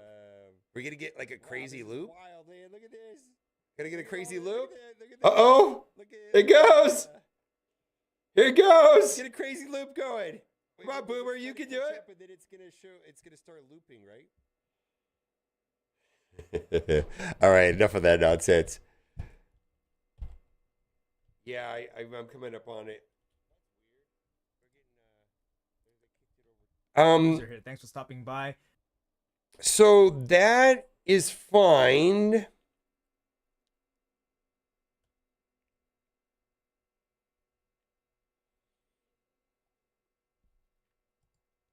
What's up, folks? Welcome back to the channel. Boozer here. Thanks for stopping by. Hopefully you guys are having a good day so far. In this video here, we're going to be looking ahead a little bit with this Assassin's Creed collab that's just been dropped in terms of all the info. We'll quickly recap the info that's available right now, and then we'll do a bit of speculation. Not doing speculation today.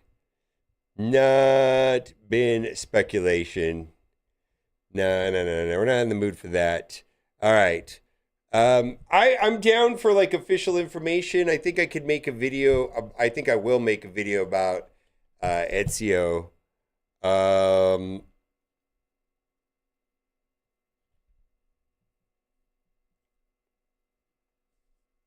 right, what do I want to do here? So the question I have, okay, so this is, we're going into another question. How come this is, all right.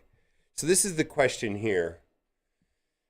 Oh, that's powerful.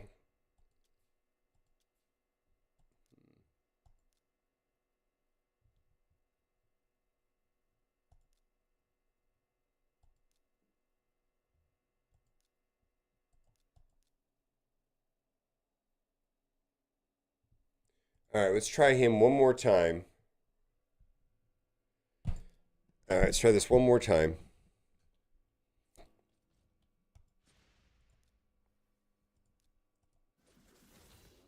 All right, that's great. But that's not what I wanted, really.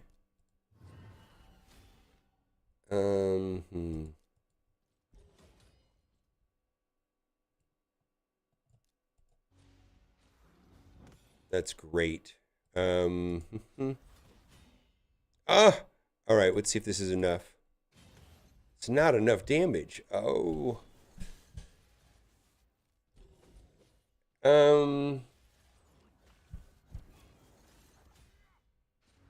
I need to get through this nerd over here. How do I get through him?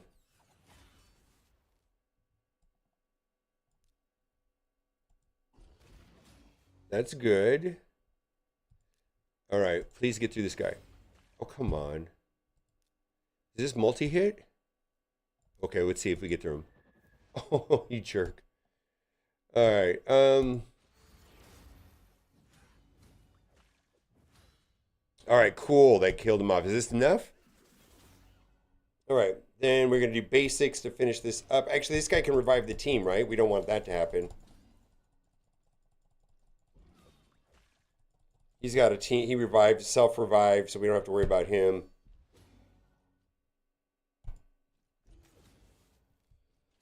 I should be able to beat this boss. I really should. Damage up. Speed up on my team. I'm just going to focus on the boss. I'm going to try to ignore the minions as much as possible. Snick Snack, I know. This is my first time using him, actually. Oof.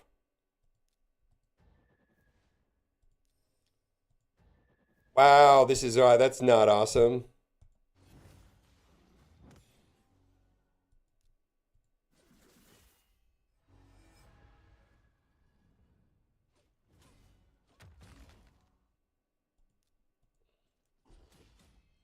We wasted that revive. All right, well, that's good. All right, let's boost up the damage here. Yikes, he's going to revive himself, which is fine. Yeah, that's good. Oh my God, the fears are killing me. Fears are killing me.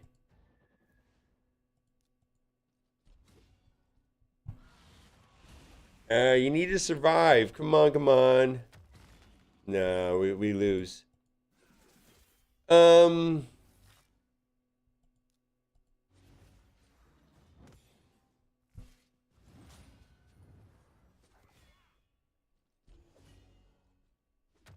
Trying to think about how I could make this better. This guy needs to survive. Maybe he just needs better gear. Maybe like a regeneration set or something.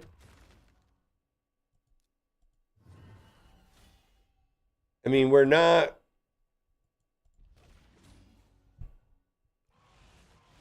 I mean, some Wukong, this guy's the only one that's living. Can I do a free takeover account? I do them for free if it makes sense. If I could make videos about it, I would love to do that for you. This is what I do, Muhammad. The answer is not no. Please send me an email about what all I want to do is make videos, and if I could take control over your account and make a video about it, I'm happy to make. See, my main interest here on YouTube is to make videos that people want to watch. And as long as your account has something that I could help you with that'll be helpful to other players, I'm open to doing that. So if you want to send me an email, iPhonegamer247@gmail.com, that's my personal email. Just say, hey, I talked to you about doing an account takeover in the stream, and then say, I've been playing the game for X amount of months. My collection is this big. This is what my roster looks like here. And what I'm trying to do is I'm trying to get through Clan Boss or whatever it is. Or I really need help in Fire Night or whatever. Or I really need help in general everywhere. But it's important to know how long you've been playing the game. And if you're a newer player, there's some general things that I would be curious to know about, like how far are you in the Arbiter missions? Where are you in the arena? How are you doing in Clan Boss? Where are you inside of the campaign nodes? Are you playing in live arena yet? Whatever, just where are you in the game? Just some general information. And if it looks like something that I can make videos, I would gladly do it for free. Because the idea is if I can use your account to help other people that are in a similar situation, that would be good.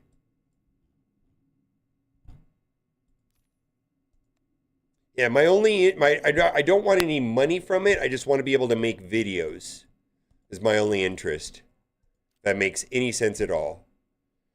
I think I'm gonna give up on that for today with the snick track thing. I think I'm gonna go and hit Skinwalker and just do like this one here on auto.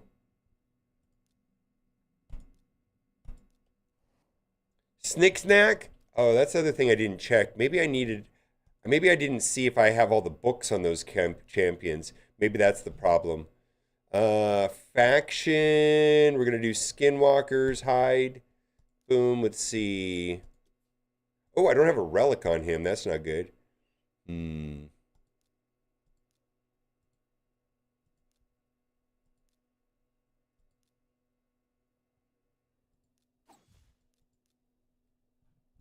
Snick track. I wonder if he's like a. I bet you he's like a molten death bell candidate.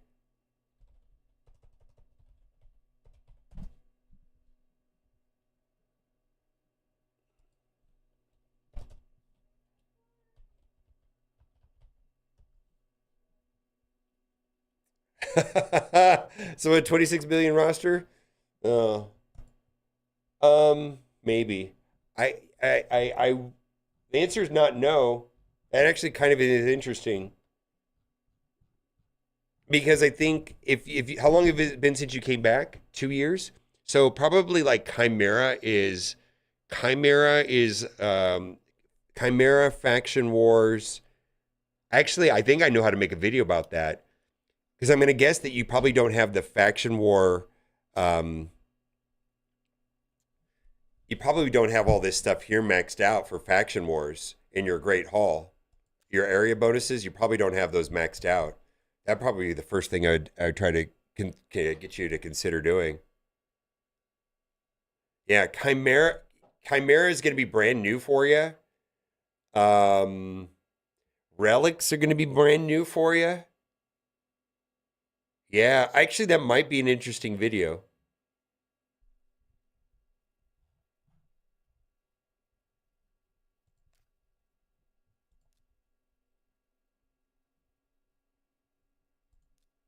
right?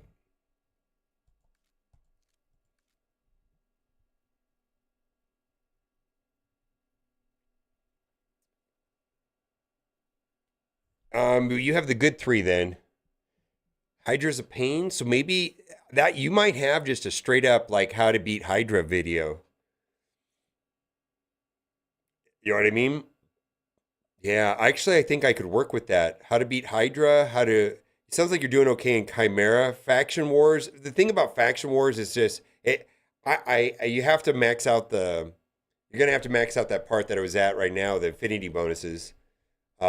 Unfortunately, actually, they're not. They're on the cheap side. That's you're not getting through Faction Wars without it maxing out those. It's just on a different level of difficult. We want to see if we can put. I never have enough perched shadows or yeah, I don't have the pieces. Sorry. Golden elixirs for him. Never have enough golden elixirs or perched shadow. Hmm.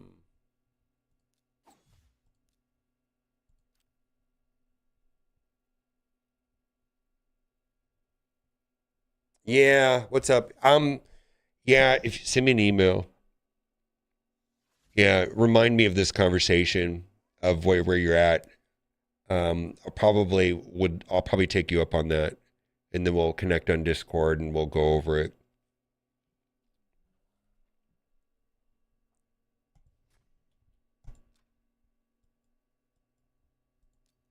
Oh, I didn't get through it. All right, we're gonna have to play this one manually.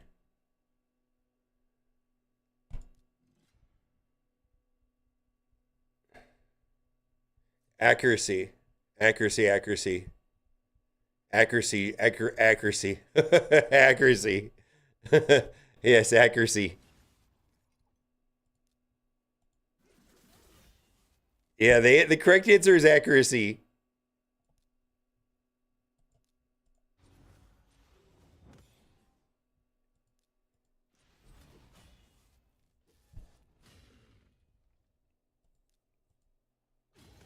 Yeah. Accuracy, unfortunately, is like such a booger.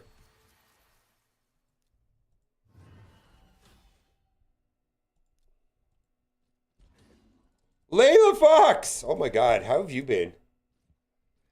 Thank you!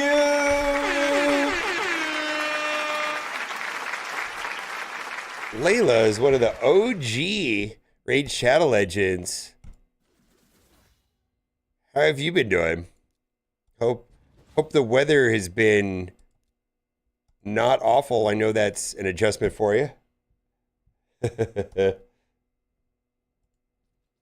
I guess you've been up there for a minute.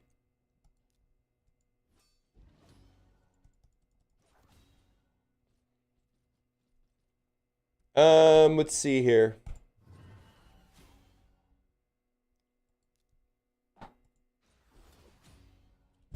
You know what? You may be on that.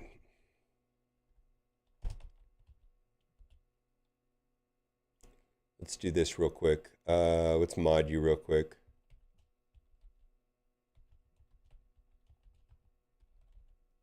There we go. I made you a mod. That way you can probably bypass the chat restrictions if you weren't subbed.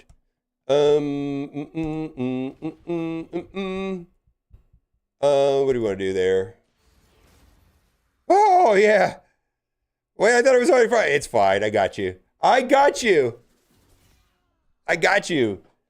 All right. Well, there we go. We got 2 stars on that instead of 3 stars. I had it. I just took care of it. We got to do a boss. All right, let's go do a boss over here. We did Skinwalker already. Hello. Yeah, so weird. Well, I don't normally. I've been streaming Raid Shadow Legends more and more. You know what? Let's just do this. I'm not gonna deal with it. Is Cryogen fully? No, let's do that. I don't have the masteries. All right. Well, I know what that's gonna be. I already know what these are gonna be. Well, let's just finish this off. I've been working on like a million champions. It's nice to get close to being finished on them. Anyways, I hope the weather is treating you well. It's been freezing here in Las Vegas. It's absolutely been awful. Let me tell you all about it. It's 60 degrees right now. I don't know what to do. It's just truly awful. What happened to the W Immortals? Oh my God.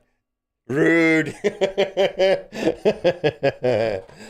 Immortals. So WWE Immortals, unfortunately, didn't have their game set up in a way to not be hacked, and it was very easy to modify the internal JSON files through an APK, and they couldn't.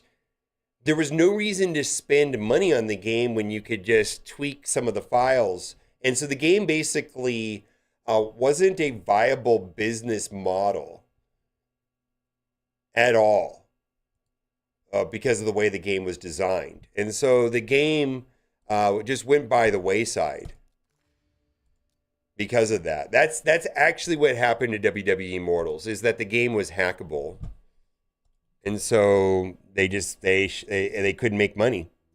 There's no reason for anybody to spend money on the game. It was fun. I think if you wanted to play a version of that game, that's the same developer was there was a Mortal Kombat on Mortal Kombat Mobile, I believe, is the same play style, same developer, same everything, and that game was not hackable, and I believe it's still around today. But it's not but it's Mortal Kombat, which is not. I'm sure you liked the game because it was WWE. Yeah. Cryodan. Let's see. Do I have? All right, we got a book on him. Let's see here.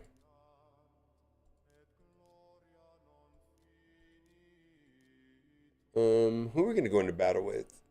Kind of want to be as equipped as possible. Oh, those 5.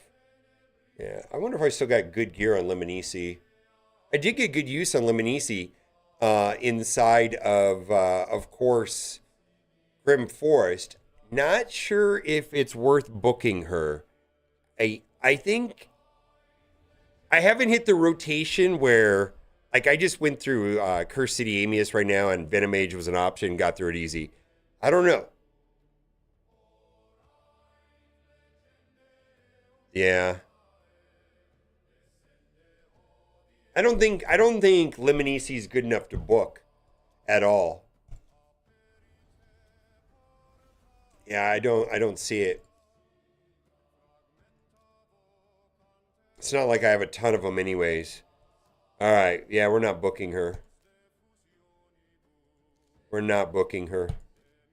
What was your reaction? The game shut down. You already paid money in the game, spent a lot of time and worked for it. I had already pivoted to Star Wars Galaxy of Heroes when that happened.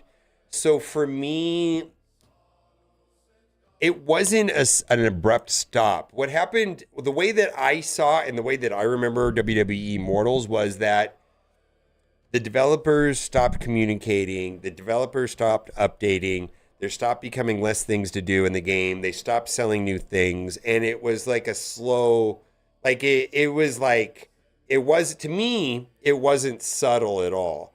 And technically, I hadn't spent a lot of money on the game.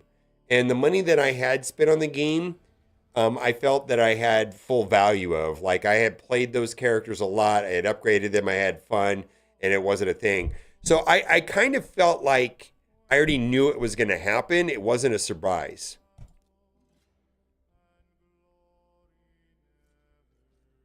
I haven't looked in. I haven't even. I was talking about this earlier. I haven't even read Jeff's kit.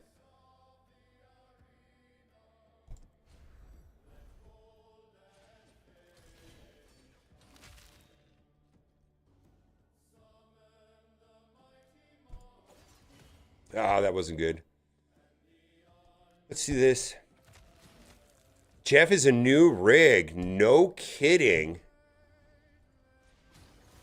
Really, it's not the rocket rig? Super, super interesting to me. It's actually kind of cool. Hmm.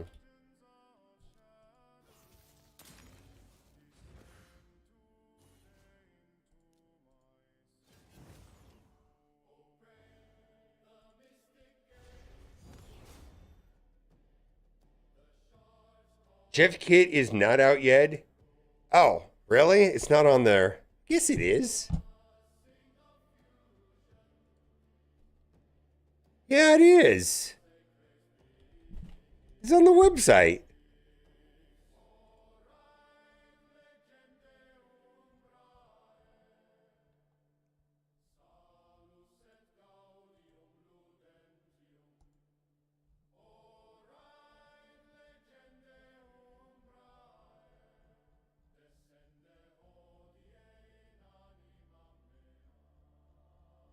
Oh, they didn't publish it? Oh, really? I wonder if I have it. Hmm. That's interesting. Hold on. Let's do this. Did I just not make a video about it?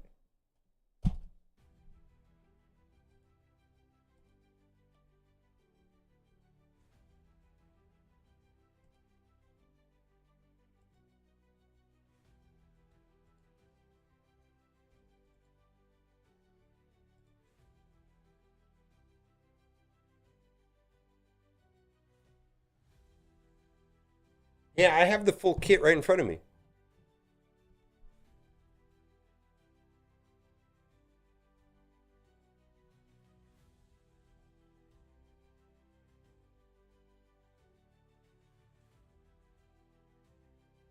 I don't know if it's public information though. I have the full kit right here on my screen.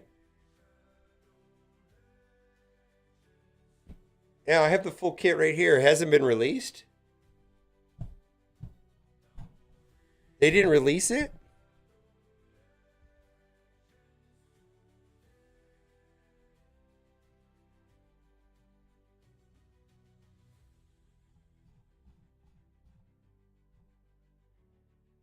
Yeah, it's the kit's out. I have the kit. Um, I don't know. Yeah, I have. Yeah, Dorky published it. There, I have the kit. I just never made a video about it. All right. Wow, she actually did some damage.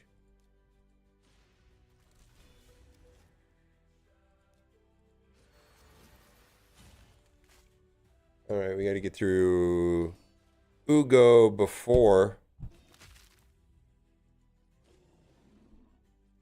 Yeah, Jeff's kit's not in the blog, but the information is out there.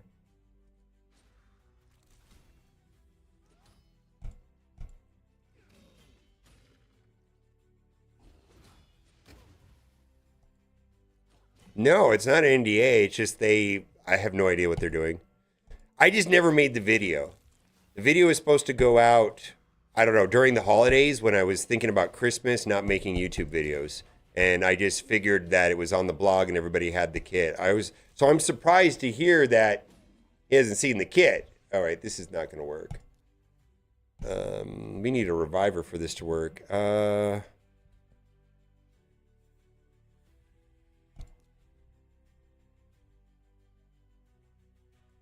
think this is. I think we get rid of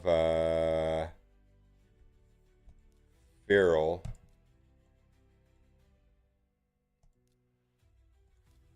Yeah.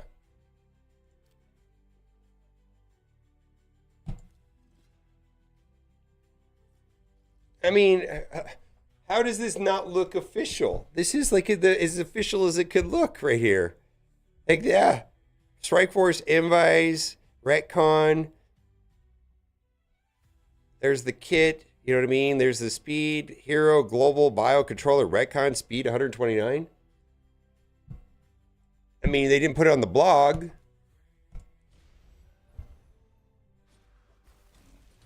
I'll make a video about it today. I don't know.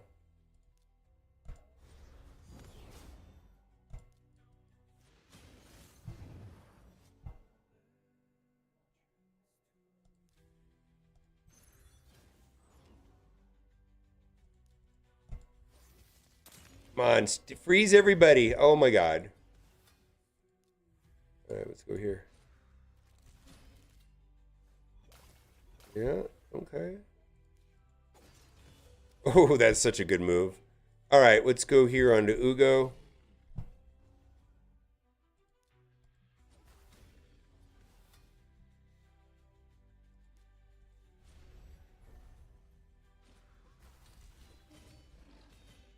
I feel like I don't have enough damage here. What is this? Speed up? Per meter? All right. That's good. Let's do that. All right, and then this is great. Yeah,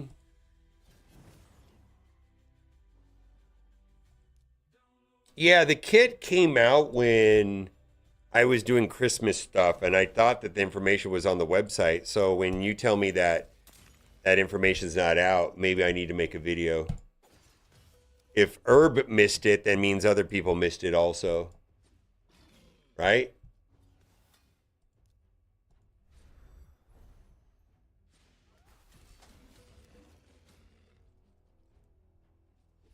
Kind of a sad day when you take out Feral.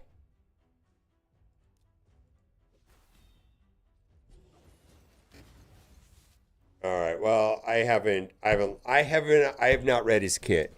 You missed a whole thing about how I'm salty and being a bitch lately about Marvel Strike Force.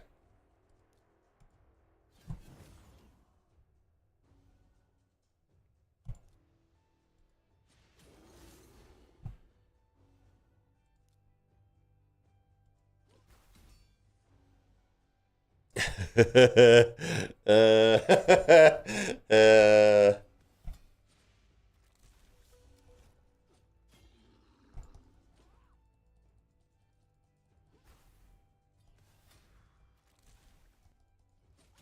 yeah, I haven't done anything about it. Let's see here. Let's go in on you.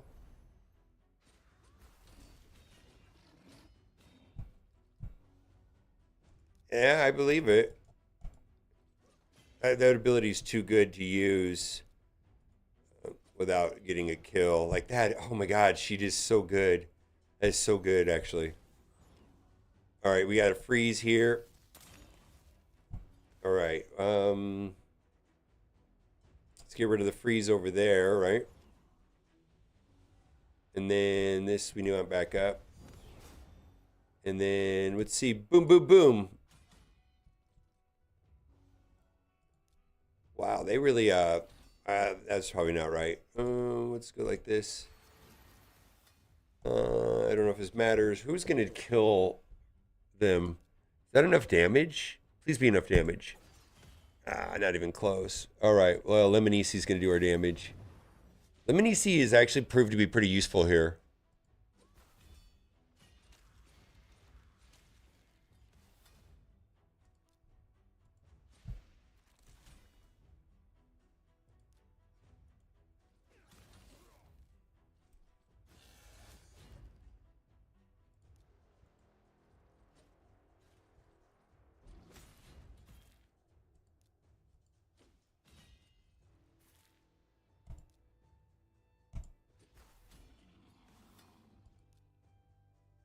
Hmm.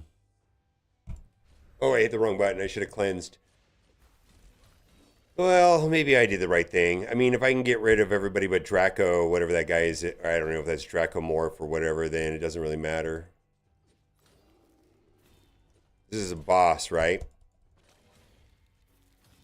They are going through a severe rebalancing of the economy. They sent me a nasty message, Rem, about some stuff I said in a video. It wasn't a nasty message, but it was, a warning shot. I don't know, that was a couple weeks ago.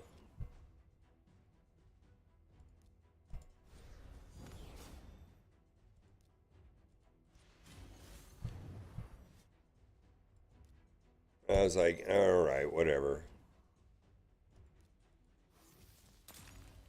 All right, that's good. Um, what they said wasn't false, though. That's the difference. What they said wasn't false. So it wasn't like that. It's just I don't know, I didn't think they were going to notice or. And I actually, boy, I don't want to say any more. And I don't even think it is what I said. I think I was okay with the way that I worded it, but I think, well, anyways, I think it wasn't even. Hmm.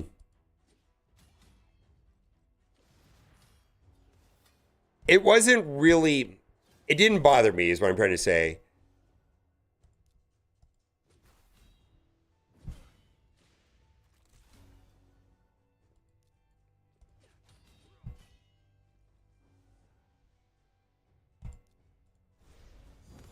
Well, this is just going to take a minute.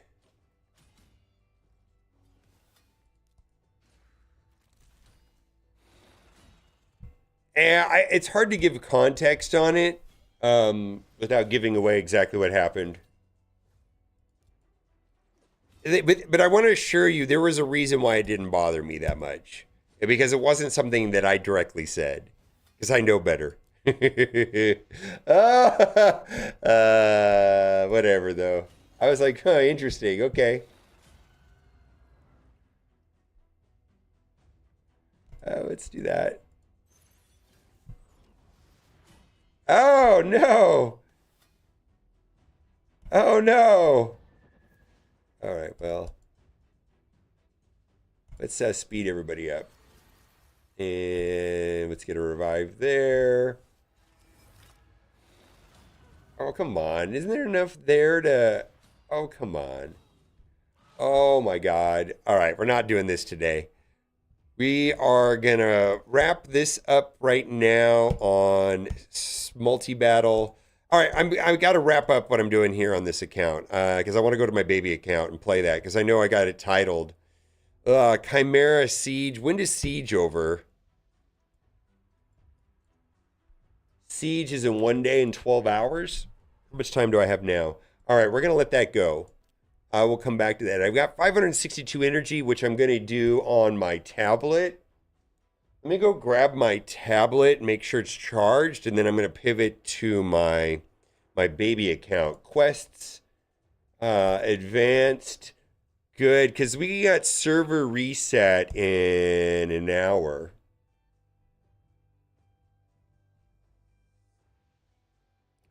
Yeah. Okay. Let me go grab my tablet real quick.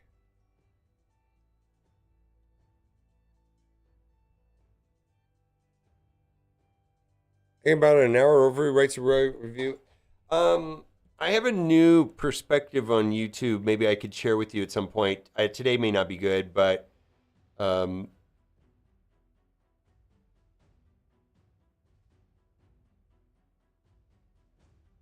I had my eyes opened on to YouTube in the last month, last week actually, last 2 weeks.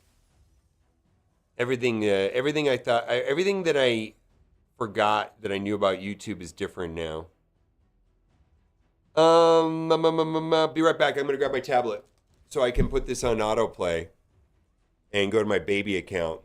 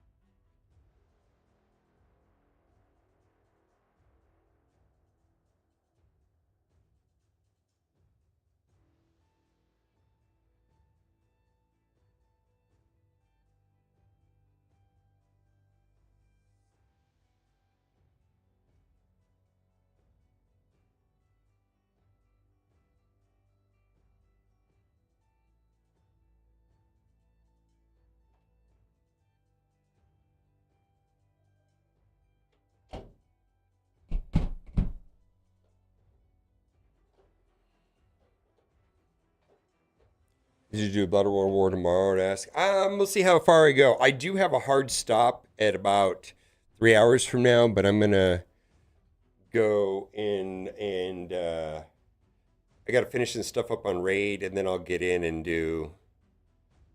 Maybe I'll do it tomorrow. I don't even know. Right now, I'm having a good time playing Raid. I gotta get to the baby account. Get to the baby account. Oh, Siege just started to say, yeah, I may have to come back to this. But I want to get to, I want this to finish right here. And then when this finishes here, then I can throw it up on my tablet. And I'm going to probably just run Minotaur for an hour.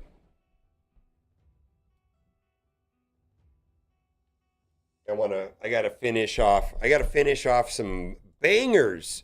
But I got bangers to finish off. And then, but I want to play my baby account. I haven't played it, I got to finish off Hilvy. Got to finish off just all, like some really crazy champions that I need to get finished.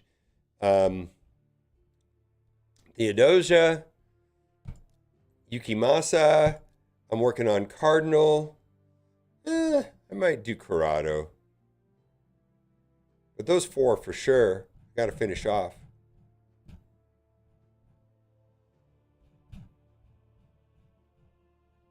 Yeah, they're not happy. 1, 2, 3. Yeah, those ones need to get done.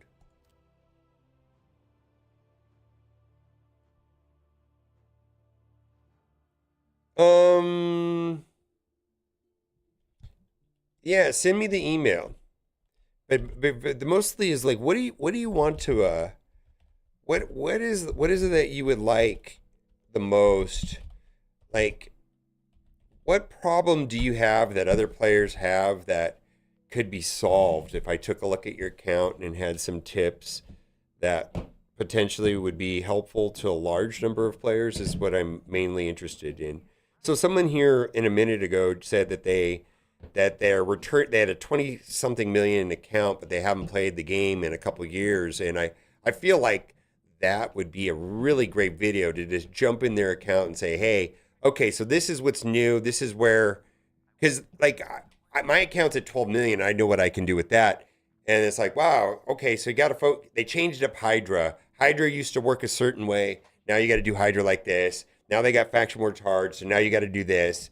You know, that's a video that would be helpful for a large number of players. So wherever you're at in the game, you know, I've got a 1 million account. I've been playing the game for X amount of months, whatever it is. You know, these champions, I need to know what I got to build up. I don't have a struggling where here, and here. I don't do well in clan, whatever it is. I don't know.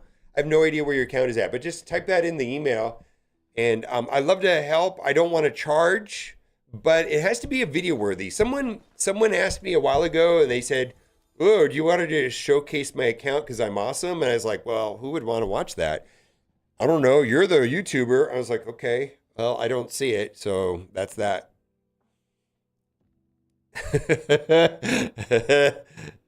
Dungeons, Clanbear's Gears. Okay.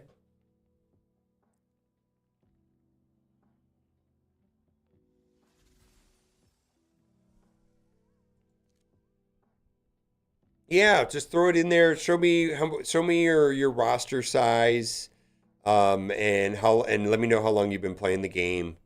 That'd be probably just fine.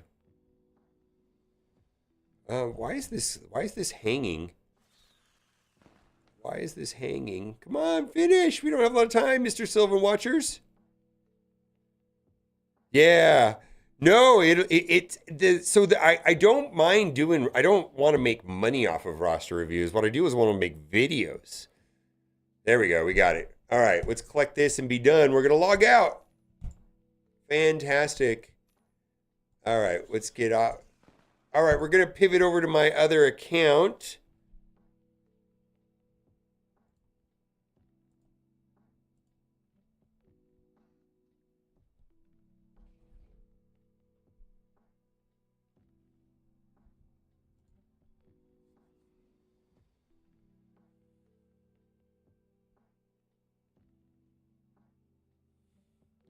Well, I mean, I mean, if you had like 100 million account that you spent $1 million on, I think I would want to watch that video. But was just like a normal account.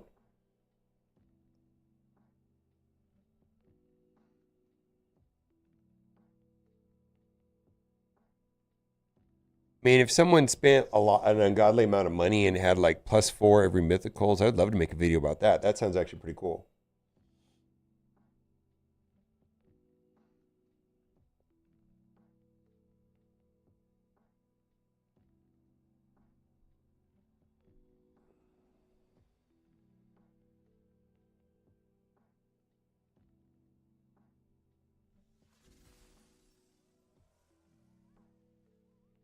Oh boy, this is going to run for a long time. Probably can run this for hours. All right, let's just do it like that. Battle, dungeons, Minotaur. Go!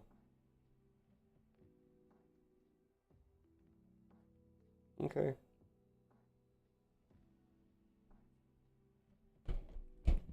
It sounds like you're an account exploration video than account taker. Yeah. No, I know. I listen. I like making stream. I like streaming. I like hanging out with you guys. I like being helpful wherever I can. I can't be helpful to everybody, mostly because it doesn't scale correctly. And so the way that I can be the most helpful to the most number of players is going to be through videos. And I have found that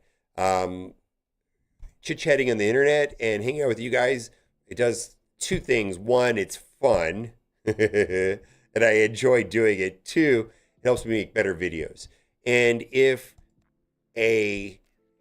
if an account takeover does that also, I'm interested. I'm interested if by doing an account takeover, will will help more players and make for a good video. I'm down. Let's do it. You know what I mean? And the other thing too is I haven't done that yet. I haven't done many of those yet. The only ones I've done have been on Cat's account. Oh, that's good. On Cat's account and on with Dulam's account. And so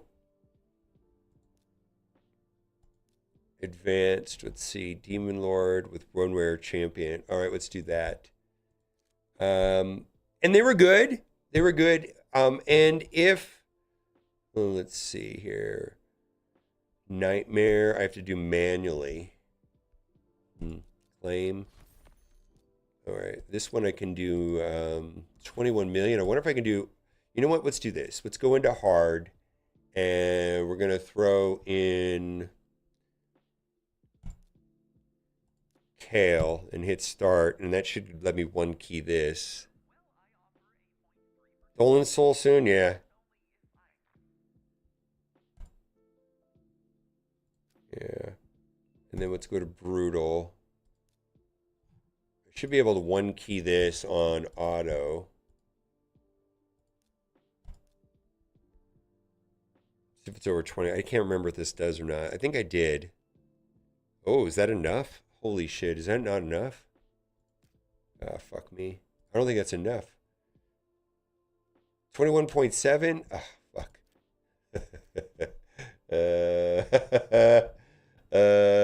Well, okay. Well, we need to work on those characters a little bit. Holy moly.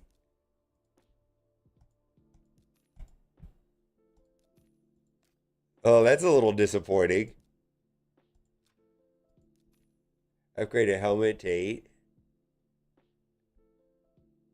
I have a Tholen Soul, but no Tholen. Oh.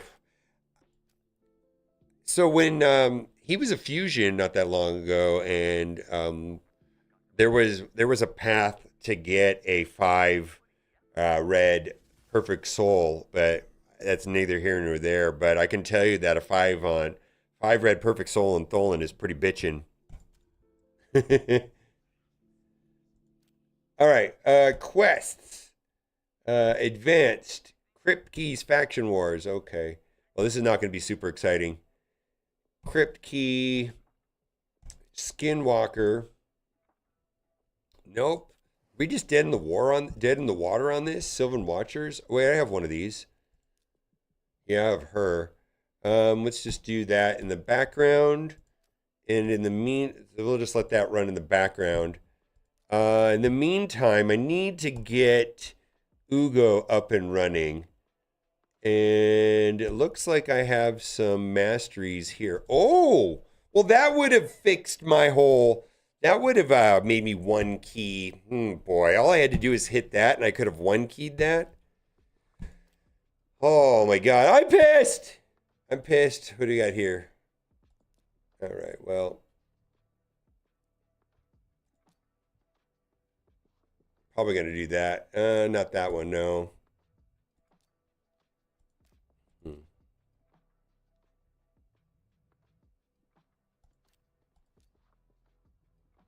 Probably that right there. Let's see. Let's do this real quick. Kale. I got a 1-star Wixwell sitting in my vault waiting on Wixwell. Hey, man, you and I too. I don't know if you saw my video from today, but I was going after Bragoni because I don't have Wixwell.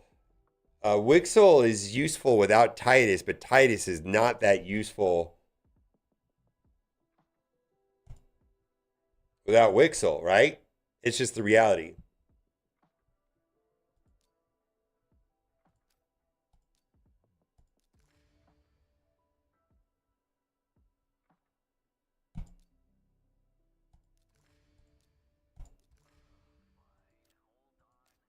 All right, and where are we at now? I don't think I have your raid channels. You got a link for me? Let's see here. Let's see. Raid. You2. Is that it?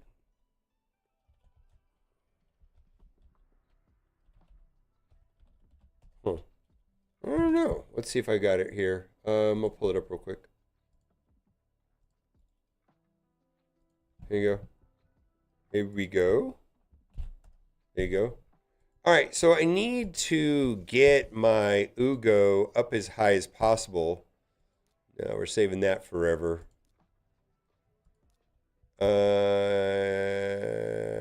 Upgrade level, instant upgrade, brew upgrade.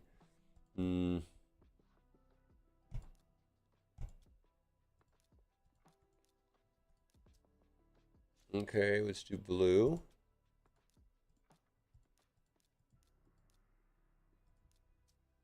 Okay, instant rank, up rank. Looks good. Instant rank up. Nope, that's it. All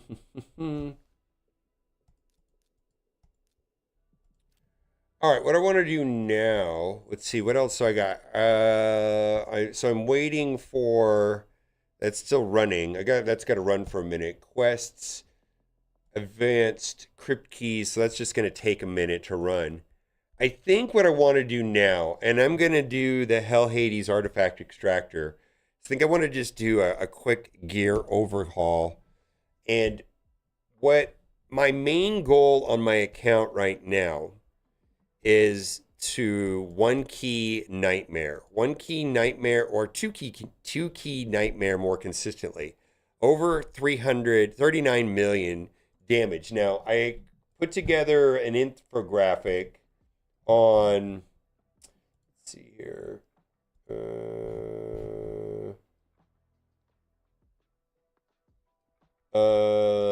let's see the infographic. I put together the infographic with the stats. I compiled the stats off the internet and then put together an infographic. And I think it's a pretty good infographic because it's important, right? Boom.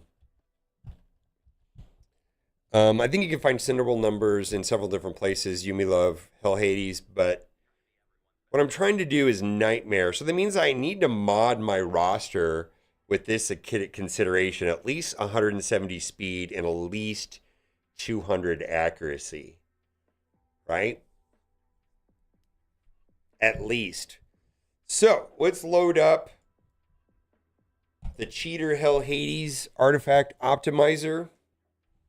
We're going to load up our champions, and we're going to keep this in mind right here.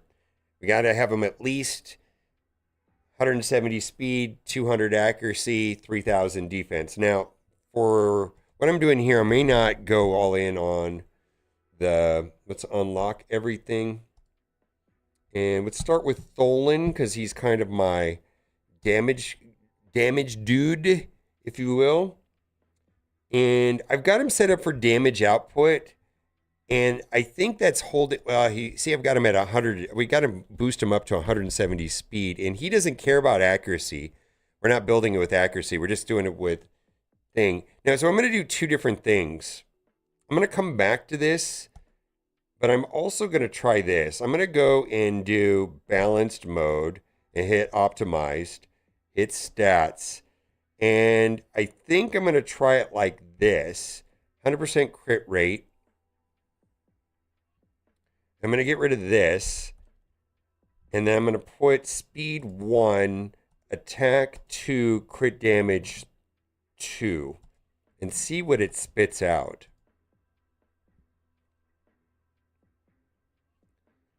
Let's see what it spits out. All right, so it's going to give me 17,000 more HP. And right here, look at this. See number 2? It's the exact same build. 167 speed. I need to go above 170. All right, so what I'm going to do now is I'm going to go back to the other way. I don't actually really like that. We're going to do damage mode, stats, and we're just going to post this for 170 and hit optimize, clear, start, and see if this does anything good. All right, so we're going to have to give up. We're going to give up some damage for that extra speed. I think I might be okay with that.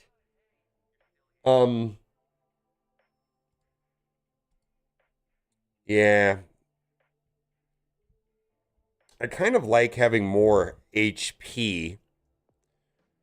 I'm going to do that. And also, that looks like it's going to be freeing up some accuracy. So we're going to hit view. All right, we're going to go in game. So this tool, I've used this tool for a while, and what I found the tool does is it's kind of helped me understand artifacts better because they're a little bit out there, right? I mean, they're kind of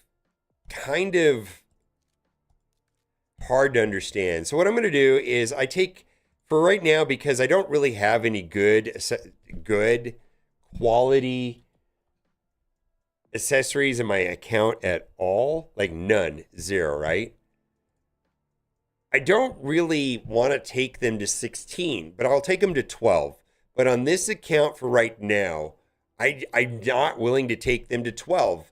It's just too, I mean, the amount of silver that you have to put into a piece of gear to get it to go to 12 is just too much for where the count is at right now. Now, I know there's an upcoming Marius mission where I have to do 3 characters at 16. I'll cross that bridge when it happens. But for right now, I just don't want to do it. Because the reality is all of this gear is bad on my entire account. I mean, it's okay for now. And that's why I'm not going to use good glyphs on it. Because, like, what's the point of that? Now, the one exception I'll make to this, that's okay, I guess. All right. So, one down. Let's see. He's good. So now what I'm going to do is I'm going to lock him, hit live refresh, and then I hit champions. I'm going to do... Ooh, here's the thing. Let's do Torhanarek, and then we're going to do Xenomorph. Now, Xenomorph is probably going to be one of my more important champions in my account, just because I'm going to have the 5 perfect soul on him. Right now, not so much. I know that his kit depends upon having a 100% crit rate, though. Let's try Torhanarek. Let's try her imbalanced. Include clip artifacts, stats. Accuracy 170. I don't know if that's right. No. That's the problem right there, right? She needs to be at 200 accuracy. So we're gonna jack her up to 200. And let's see where this takes us. We're going to lock her now. We're going to get more damage out of her. I really don't need damage. What I need is more accuracy, more speed. Ooh, we're going to lose speed. We're going to gain the accuracy. I prefer to not lose that much speed. All right.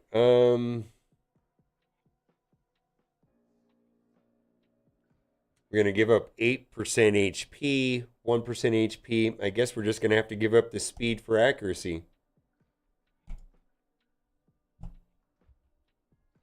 Okay.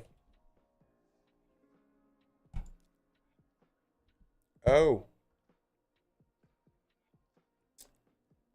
We're going to do that. I don't care. We're done with that. Equip. All right, so what is this? 1, 2, 3, 4, 5. That's actually pretty good. Ooh, look, that's actually a pretty good piece of gear.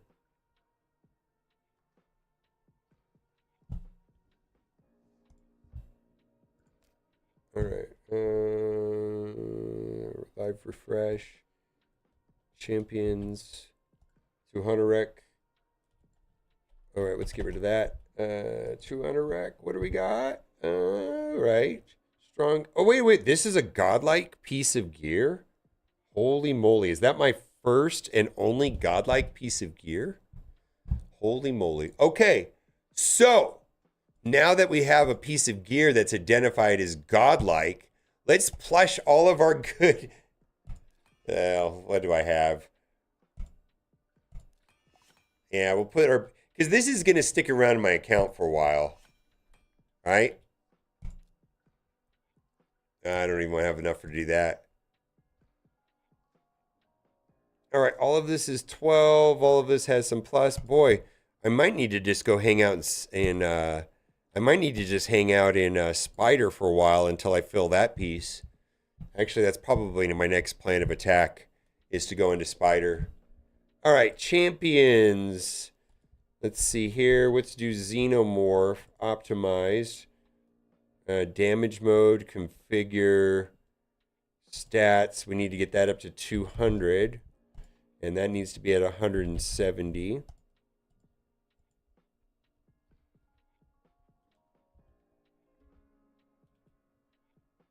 Okay. We're going to get some more. Let's see where the speed goes. All right, we're going to get 6 extra speed. Let's see. I like this 11 extra speed. View as a card. Same damage, but more HP and more speed. Yeah, let's do that. View, equip.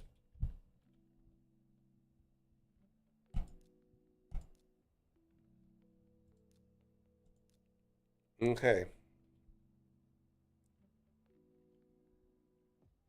And none of these are great pieces of gear. Ooh, look at this. This is a 6. This is a 6 boots. All right, so when the game is going to ask me to, yeah, we're going to do that. The game is going to ask me to, on the next Marius mission, is to take some of my gear to 16s. I'm willing to 16 sixes, 6 speeds. It's not great, but I'll spend the silver on that. All right. It's like the exception to, but that's from the exception from earlier when I was running my mouth. Oh, you're not going to do it. Well, maybe sometimes, right? All right. I think it's worth it. All right. What do we got now? Boom. That looks good. That's pretty interesting. Got some accuracy synergy there. Okay. Lock. Live refresh. Champion. So we're moving our gear. Okay, so now we've got I'm gonna do Tagore first. I think Tagore is actually a bigger champion than Rector Draft. Optimize, configure, and he does not care about accuracy. And so we just want him to be as fast and tanky as possible. 18 speed, he's going to be at 223. Let's go.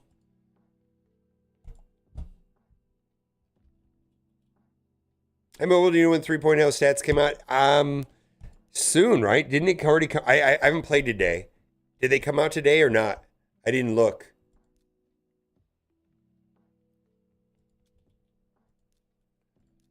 All right, let's do that.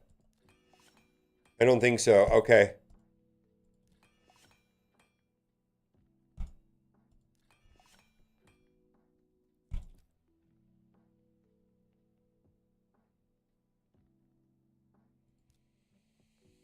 Tagore. All right, let's go. Tagore, lock, live refresh, champions. Have you played? Yeah, I haven't yet.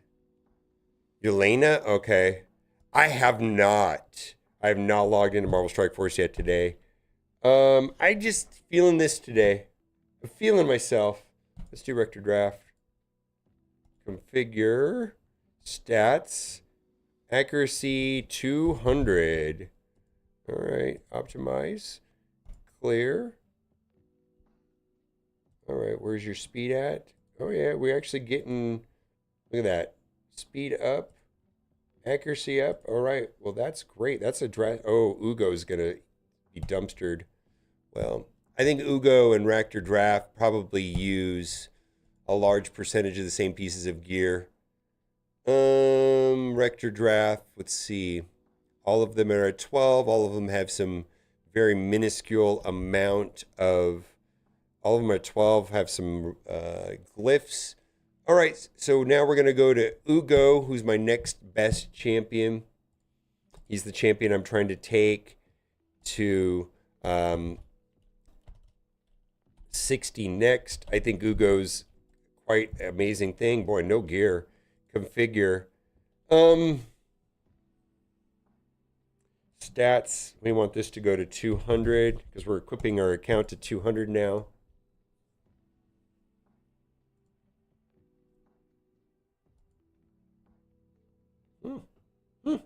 Okay. Let's go. Equip.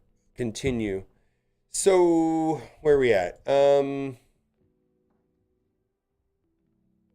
right. Mausoleum Mage. What do we got going on here? Masteries. Okay, let's fill this out. Mausoleum Mage. I think that on this account, because I have Tuanarek, Mausoleum Mage is not as vital. I have a feeling I'm going to really need him later. But right now, I feel like Tuanarek is doing what I need. So that's why I was pretty pumped about the Cheshire Cat, is that I can use Cheshire Cat instead of Tuanarek, and then I'll still have Mausoleum Mage. It's an idea, right? Right?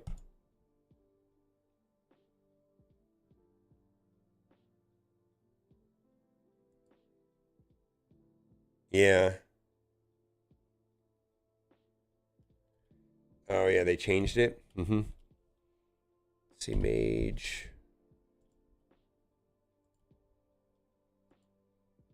Reset masteries. Stats. All right, and he doesn't need anything, right? All right. As long as he's fast enough, right? Ooh, I don't know if that's fast enough. All right, we're going to do this 173 then. Oh, look at that. We get to upgrade some of his stuff. Now, so Mausoleum Mage is not really being used yet. I'm going to just keep his gear simple to 8. I'm not going to go crazy on glyphs. There we go. That's fine for now. And I just think over time he's going to get hand-me-down gear from the other characters, and that's fine. That's fine. I'll get hand-me-down gear for him. See, we'll collect this and this. And then what time is it? 3:35. I think what I'm going to do is Fortress. Let's do Fortress in the background.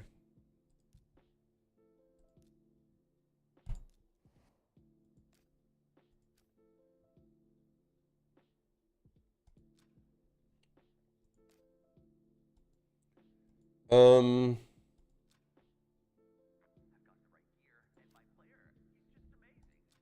to the battle phase. You are now at war against an enemy clan. During this phase, you need to go on the offensive and assault the enemy fortress with everything you've got. She English?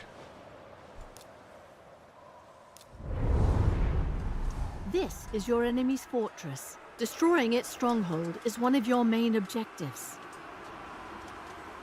She like 75 years old in English?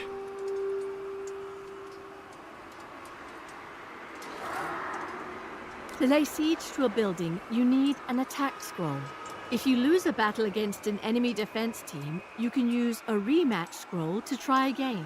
Defeat as many enemy defense teams. She said try as again, possible. so that's definitely English, right? But she sounds older. She sounds like she's like retired. But the clock is ticking. Once the battle phase ends, the siege will be over, and the winner will be decided. You'll earn victory medals based on for successful attacks on enemy destroying the enemy's stronghold and shrines while protecting your own. I don't know. I'm not English. You listen. English is my first language, and I can barely do that. You have to excuse me, right? I don't know. She said again. Again is something that normally we don't say here in the States. instead of again. We say again. Again it's spelled that way, but for whatever reason, that's not, the way we say it. Live refresh. And then champions, let's see, we did you, we did you. Because we butcher everything. I understand.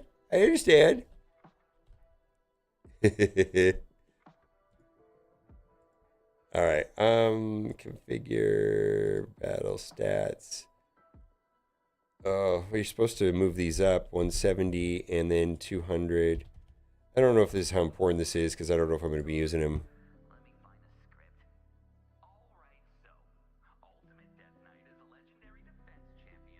I don't know. I feel like that was an actual paid voice actor. I believe that clip is 5, 6, 7, 8 years old. I don't think that's a new AI digital blah blah blah. I think that's brand new. That was somebody they paid money to do.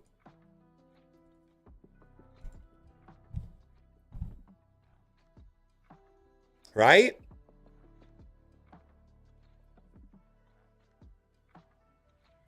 Oh, well, I don't know. Okay, fine. What I mean, I don't mean from like the UK or something like that, but an English accent as opposed to an American accent. Is that not offensive? I don't know. It's not a Canadian accent. It's not an Australian accent. It sounds English to me. Unless you help, what kind of accent is it then? I'm not sure. Help me out.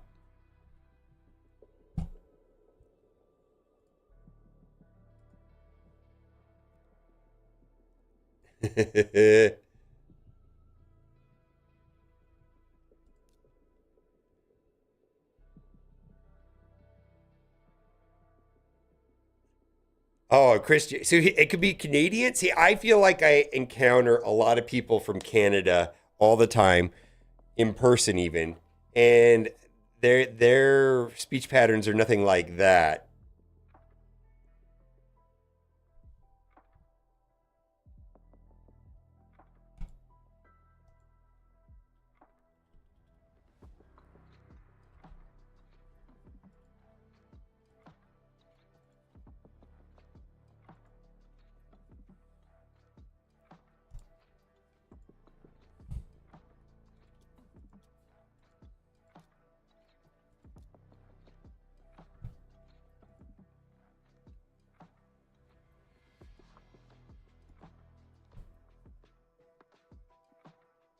All right.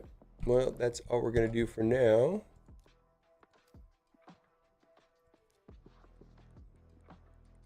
Okay. All right. In Raid Shadow Legends, the voice actor that plays Arbiter is from what country? See if it finds out.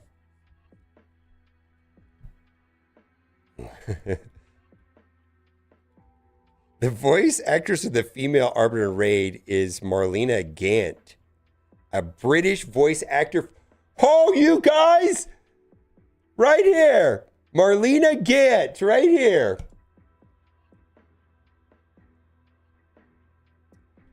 Come on now! What am I supposed to think? Come on now. She's in English. She's from the UK. All right. Then let's take it another. Let's say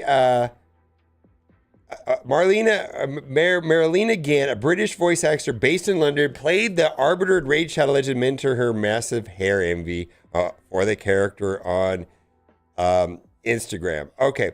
Let's go a step further, because my other thing that I said is that she sounded older than I thought she would be, right?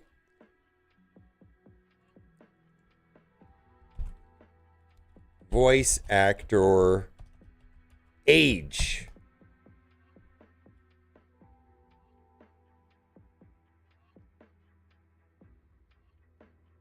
Well, okay. Well, okay. That didn't write.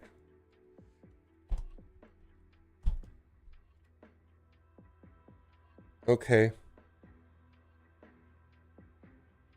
Early 30s? Okay. Okay. Well, she doesn't look 60 years old to me. So I got that part right. Wrong. Completely wrong. I feel like she is, to me, her voice, first of all, she looks like she's in her 20s or 30s. I wouldn't even say she looks 40. But the voice to me sounded like older than that. Yeah, 2018.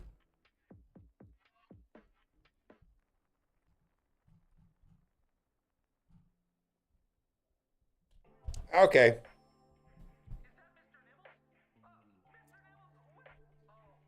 I agree, but here's the so this is where I take small issue, right? I don't have any okay, fine, right? She's trying to sound old. I'm with you. I'm with you. I get it. I get it. I get it. What I'm saying is, how old does Arbiter look to you? I think that's the thing that, right? How old does Arbiter look to you? I mean, I guess I haven't read Arbiter's lore. She's an elf about 3,000. Oh, okay. All right.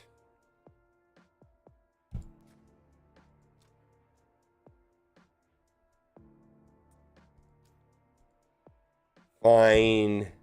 Fine.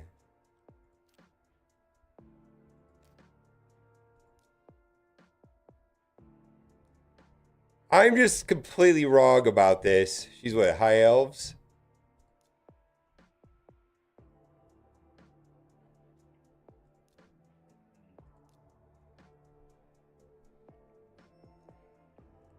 Arbiter, high elves, all the figures throughout the history of Teleria, none of them loom larger than Arbiter. Yeah, she's like the Pikachu of Raid Shadow Legends. The wilder, older history say that she was the most beloved of Lumaya. She's on the template of which elves were created, and she is, as a warrior, incomparable power and skill. Legends paint her as an immortal protector of all Teleria. Finding an endless war. Okay. So it all makes sense now. It all makes now. So she's really old. It all makes sense now. I know. Do you like the Slayer set, though?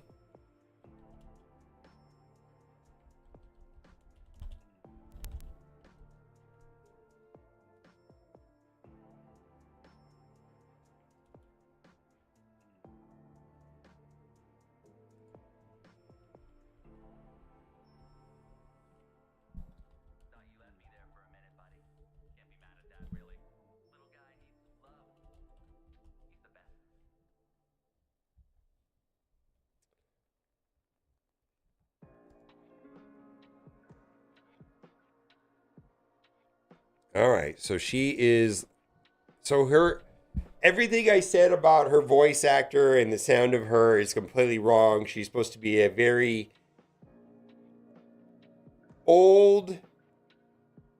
Yeah.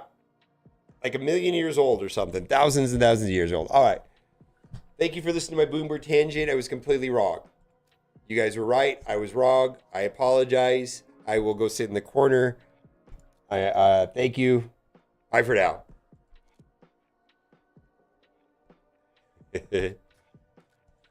All right, let's see. So I did rework my mods. I'm curious to see if this makes any impact on my arena team. Let's see. Where is it at? 103? Oof.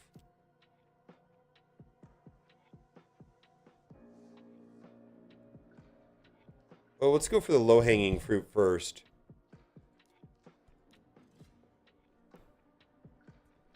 Okay, so what so the Slayer set is so AoE dependent. Like Tholen, Cheshire Cat, like any character that has at a minimum A3 and A1 AoE, sure, but I don't think it's good otherwise. Right? The Slayer.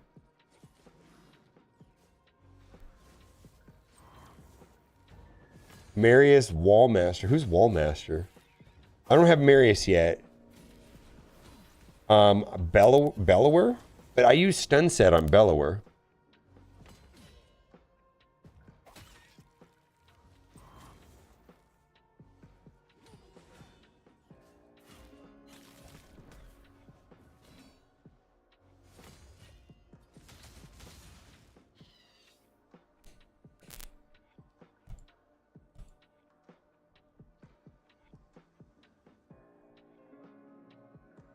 Probably lose that one.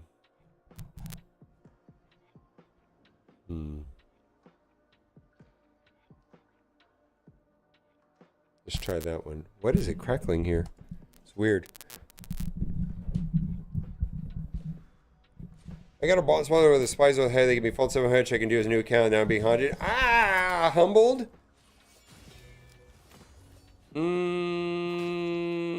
Okay. Oh, you're talking about the stuff that you got was not enough and you ran out of it quickly just because of the holidays? Oh, we just got wrecked here. I don't think she can pull it off.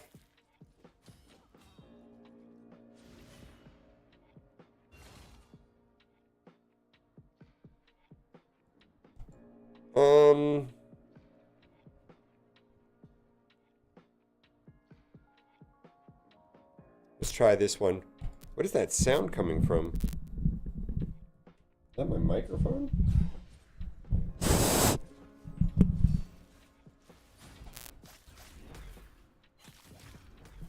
Coming from my mouth.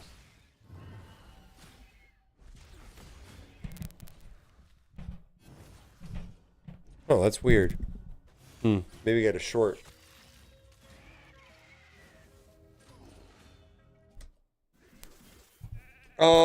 Well, here's the thing. I'm a little bit where I'm struggling a lot in this account too is that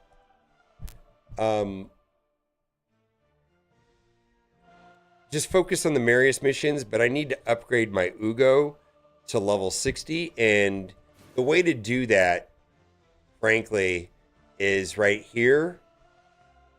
And I've been having some problems with Tholen in 12-3.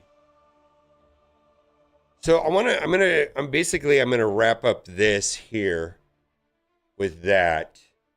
We're gonna go to 12-3 with Tholen, and I'm just gonna let it run for a while because I think that's the best thing I need on my account right now. Oof, that's not true. I think the thing I need the most on my account.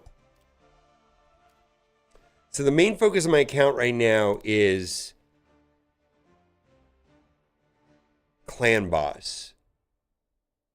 Masteries on Xenomorph.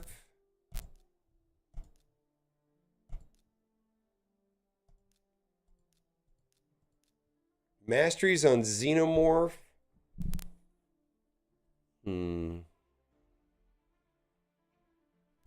And then also this right here. I'm not sure if I go Spider and do that for a while, or if I should just go all in on Xenomorph's Masteries, or if I should get Ugo up to 60, then use Ugo to help Xenomorph and get the experience while upgrading Xenomorph. Yeah. I don't know what's going on with my microphone. I might have to check it out.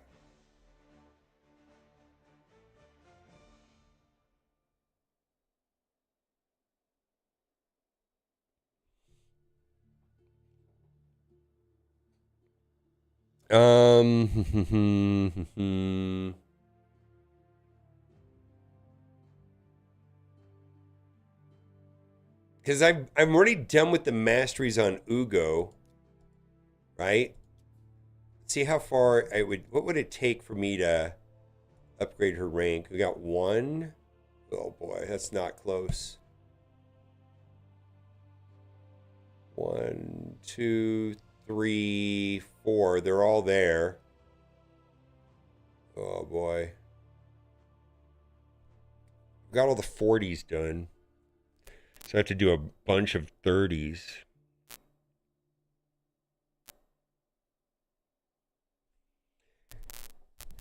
Oh, that something's wrong with my mic. I got to figure out what that is and try to fix that. It sounds like Rice Krispies. Yeah. Oh, no, yeah. Oh, by the way, don't. I almost should make a video about it. Under no circumstances use that Mystic Skill Tome. Do not use that Mystic Skill Cone. Holy moly. Don't use it. Oh, that's going to help me. It's Director Drath. Yeah. Those are worth what? How much are those worth? 20? How much are Mystic Skill Tomes worth? Like, Anchor. Well, there was right there. There was. That's exactly what I wanted to see. It knew I was asking that question.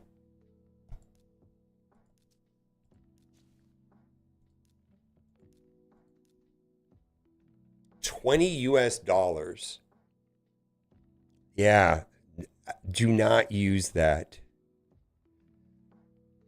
Yeah.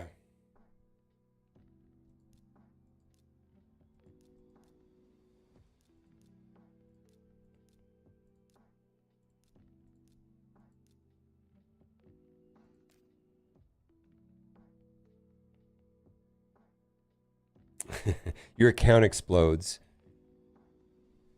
And then you get stabbed in the eye with a salmon-colored flute. That's what happens. Oh my god, that sound is going to drive me crazy. I hope it's not. It might be a cord.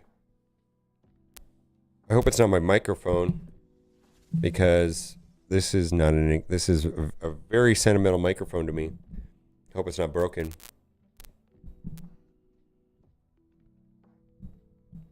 Well, you're not getting yeah,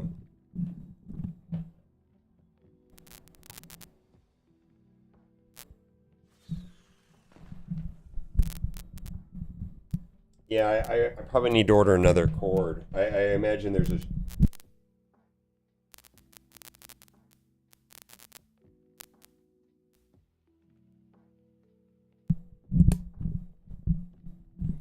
All right.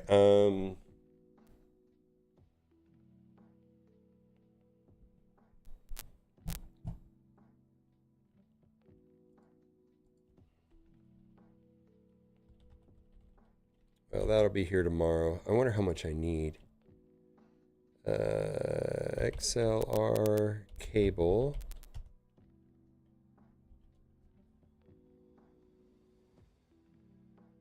How many feet do I think I need? 10 feet? Wow, this cord is... I purchased this cord in November of 2018.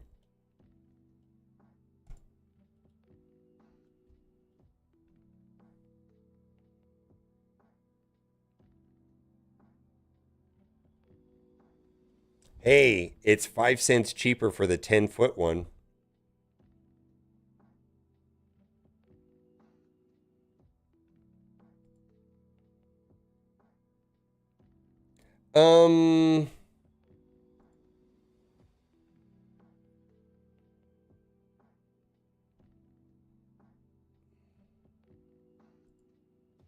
Let's see, which one is my...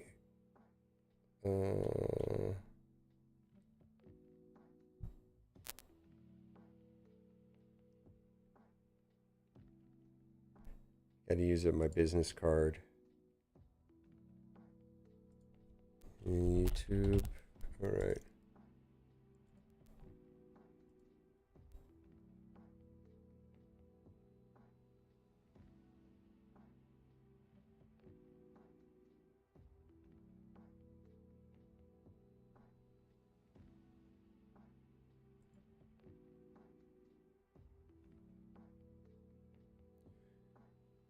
Okay, it'll be here tomorrow.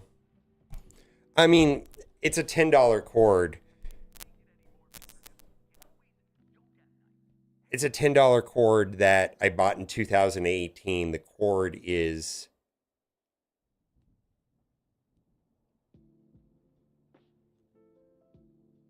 you know, 7 years old. Okay. It's $10. Yeah.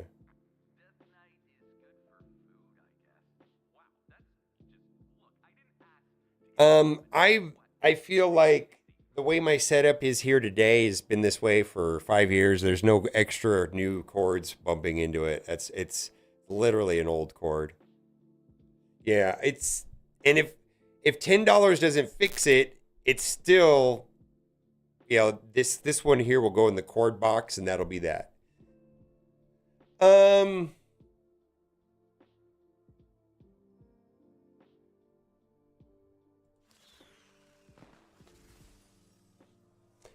All right, so I'll get the 5 on Xenomorph tomorrow. All right, I think I'm going to push masteries on this account. I think that's what I'm going to do.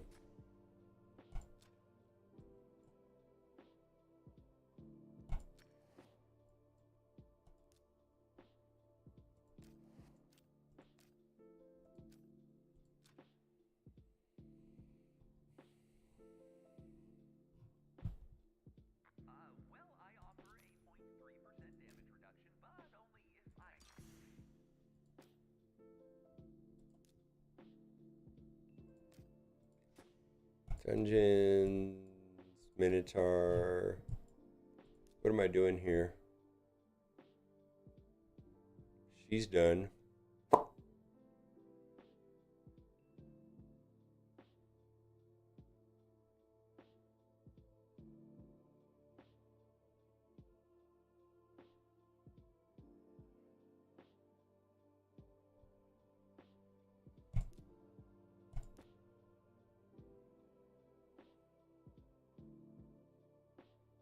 Ugo's done.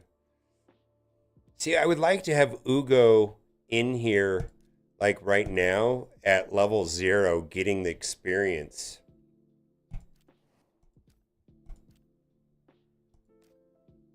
Is that just so weird that that bothers me?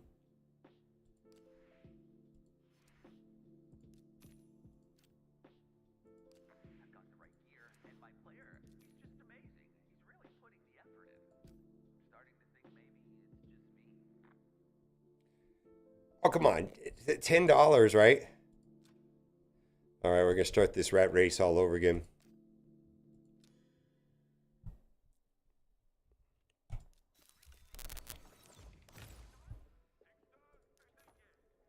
Yeah, a chord that worked perfectly fine for... Woo! Uh-oh. Okay, so hold on a second. This is going to boost his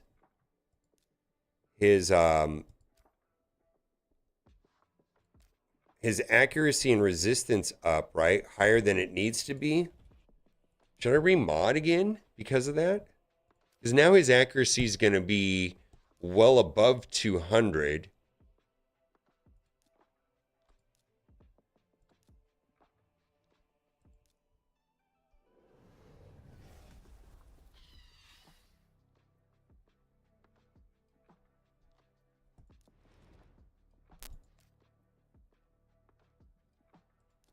Now, is he overbuilt right now when it comes to minute to...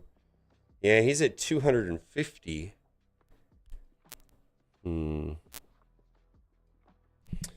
Let's try this real quick.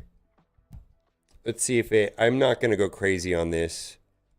Why don't I don't want to unmod a bunch of these guys that I don't... Let's see, I want to leave you and you alone.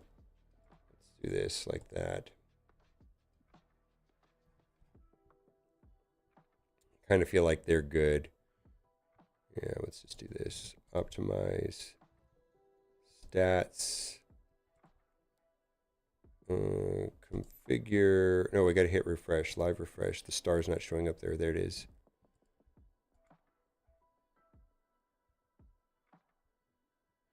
Yeah. All right. So this will allow me to do more damage.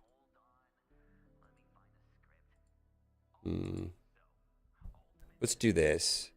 Configure stats. Let's go over here. Preset, start, balanced mode, optimize, clear, stats, speed 100.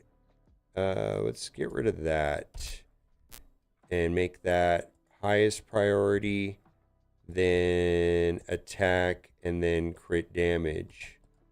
Let's see what this does. We need him to be over 170 speed. Look at that damage increase.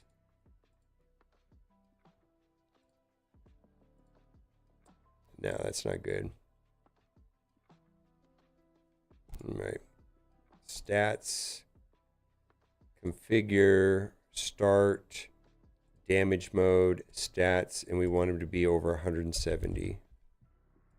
Optimize. Clear. Start.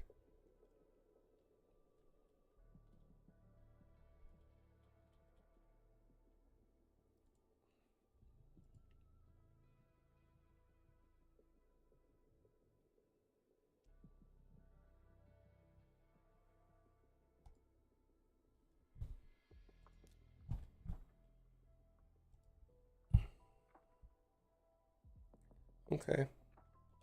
Interesting.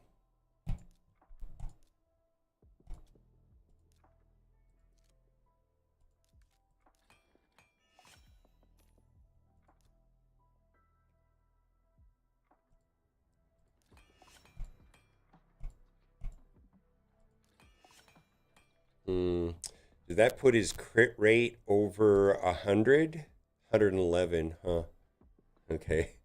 Live refresh. All right. Oh my God, I'm being way too obsessive. Now he has too much crit rate. Now he has too much crit rate, guys.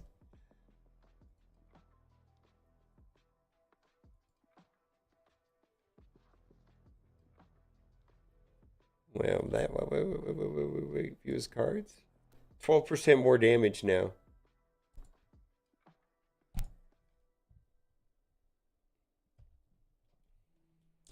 Boom!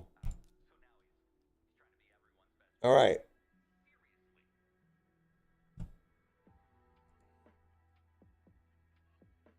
No, but it's his kit. His kit requires it. He's got crit mentioned in his kit.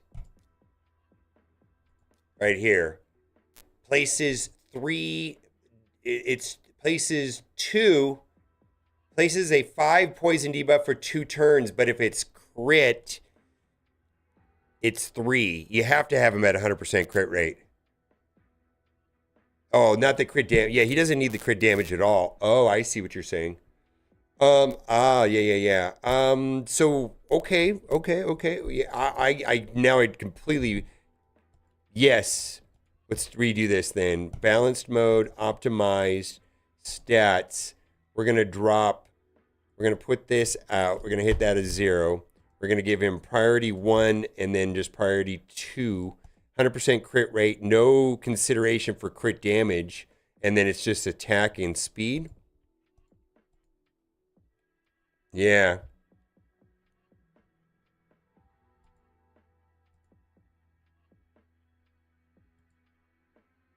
All right. We got some good damage. All right. So we're going to go with like this. See right here? Oh. See, look at the attack up here. But we need to have him. All right. Well, that's not really.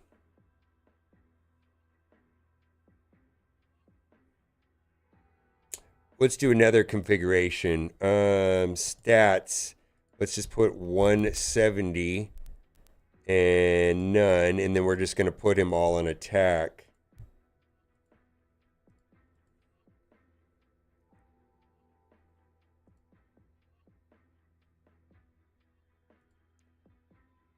All right. So.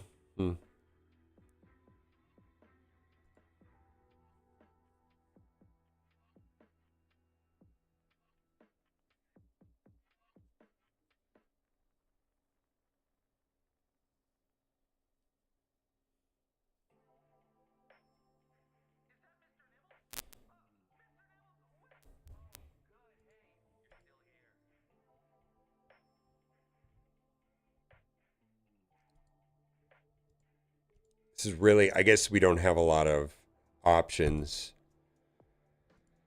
All right, let's go back to damage mode, configure, stats, 170, 200, optimize, clear, start. We're trying to get as much attack at him as possible. All right, I think I'm going to leave it the way it is here. It's not really giving him a lot of... Yeah, I think we're fine.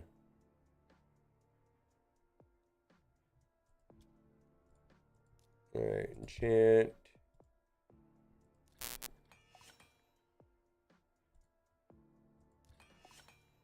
Okay. And the brimstone should pop off now, right? And I need to clean up what? Kale and her. All right, let's do this. Champions. Lock.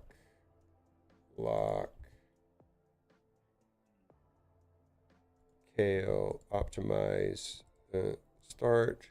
Don't really care about Kale that much, but let's just get him. We're just going to take the first thing in there. Equip. I don't even care if they're 8s. I don't care about it at all. Just need something on them. Live, refresh, champions, then W lady. Why run? Because I'm going to use her later, I'm guessing.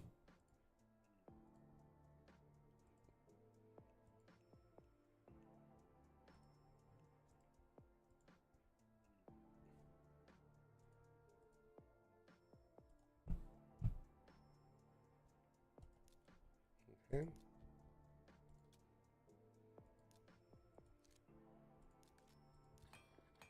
Where did that come from? All right. All right. Well.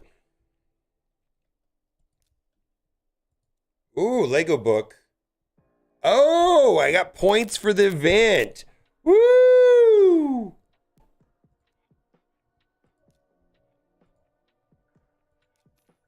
That didn't suck.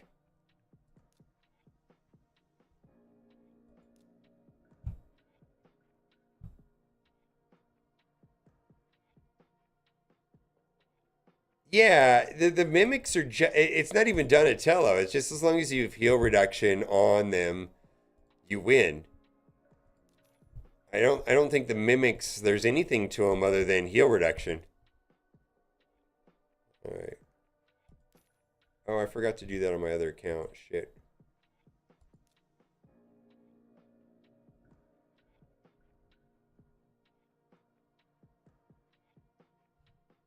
No, I don't care.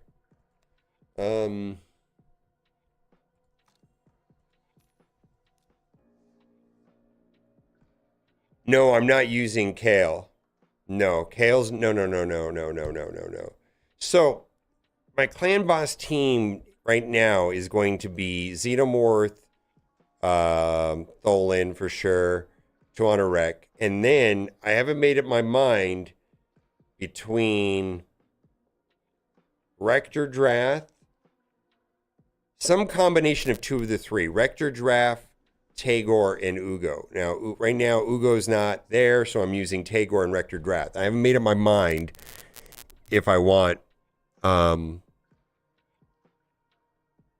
I'm thinking I want to do Ugo, Rector Drath.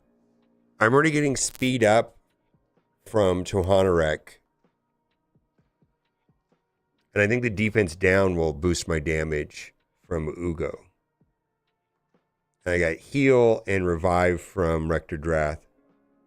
Yeah, but Tagor doesn't proc right. He doesn't save his heal until someone dies. He just runs it all the time. And so it never really pops off at the right time. And I'm going to be running it on auto. I'm going to test it both ways. But for right now, it's Tagor instead of Ugo.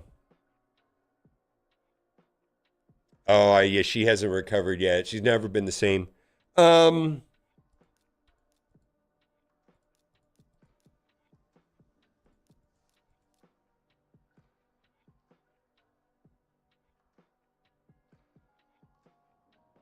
something I wanted to do. Oh, Dolan. Dolan. All right. Big money, no whammies. Where do I even want? I don't even know if I care. Well, that's a cooldown, right? I don't think I care where this goes. I mean, I guess this would be the best, right? The A2. All right. That's fine. That's fine.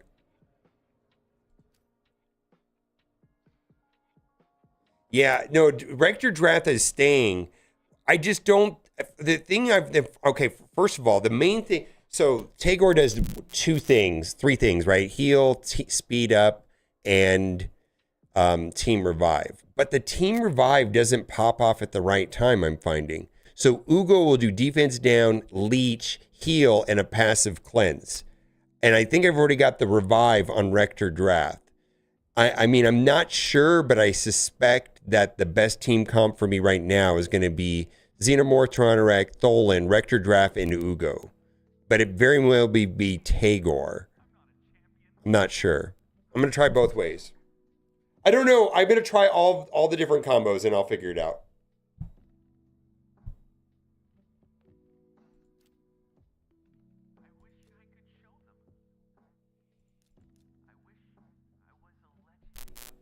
All right. What I'm going to do now, I need to play Marvel Strike Force.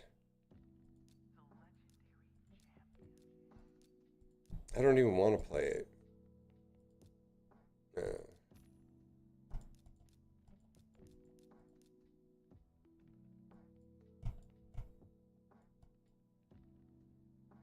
Okay. Summon campaign battles 7 times. Okay, let's do. You know what? That's what we're going to do. We're just going to leave that today. I've made up my mind. We're going to go through and do that. Super raids, multi-batter, edit queue. We're going to alternate these. And we're going to call it.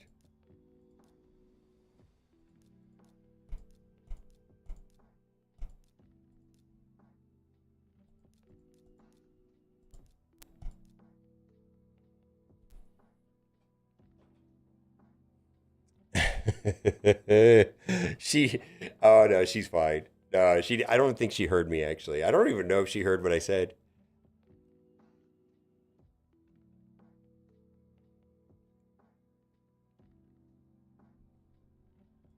I'm just gonna run this.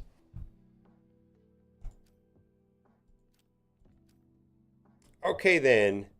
I'm gonna call it for today.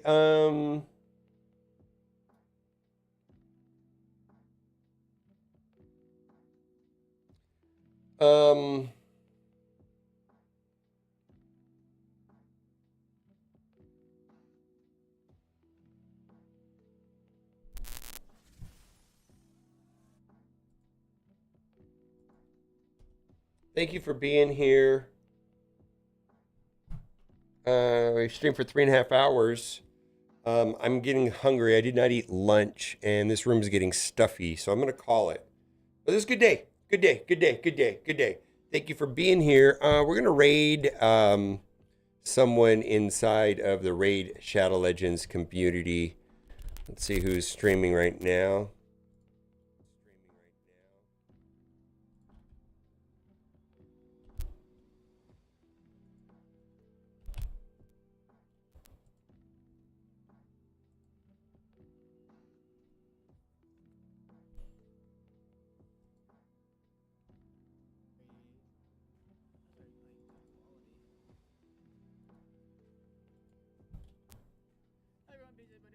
Yeah.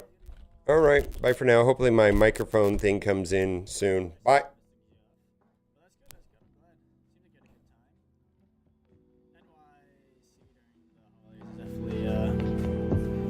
Pretty cool.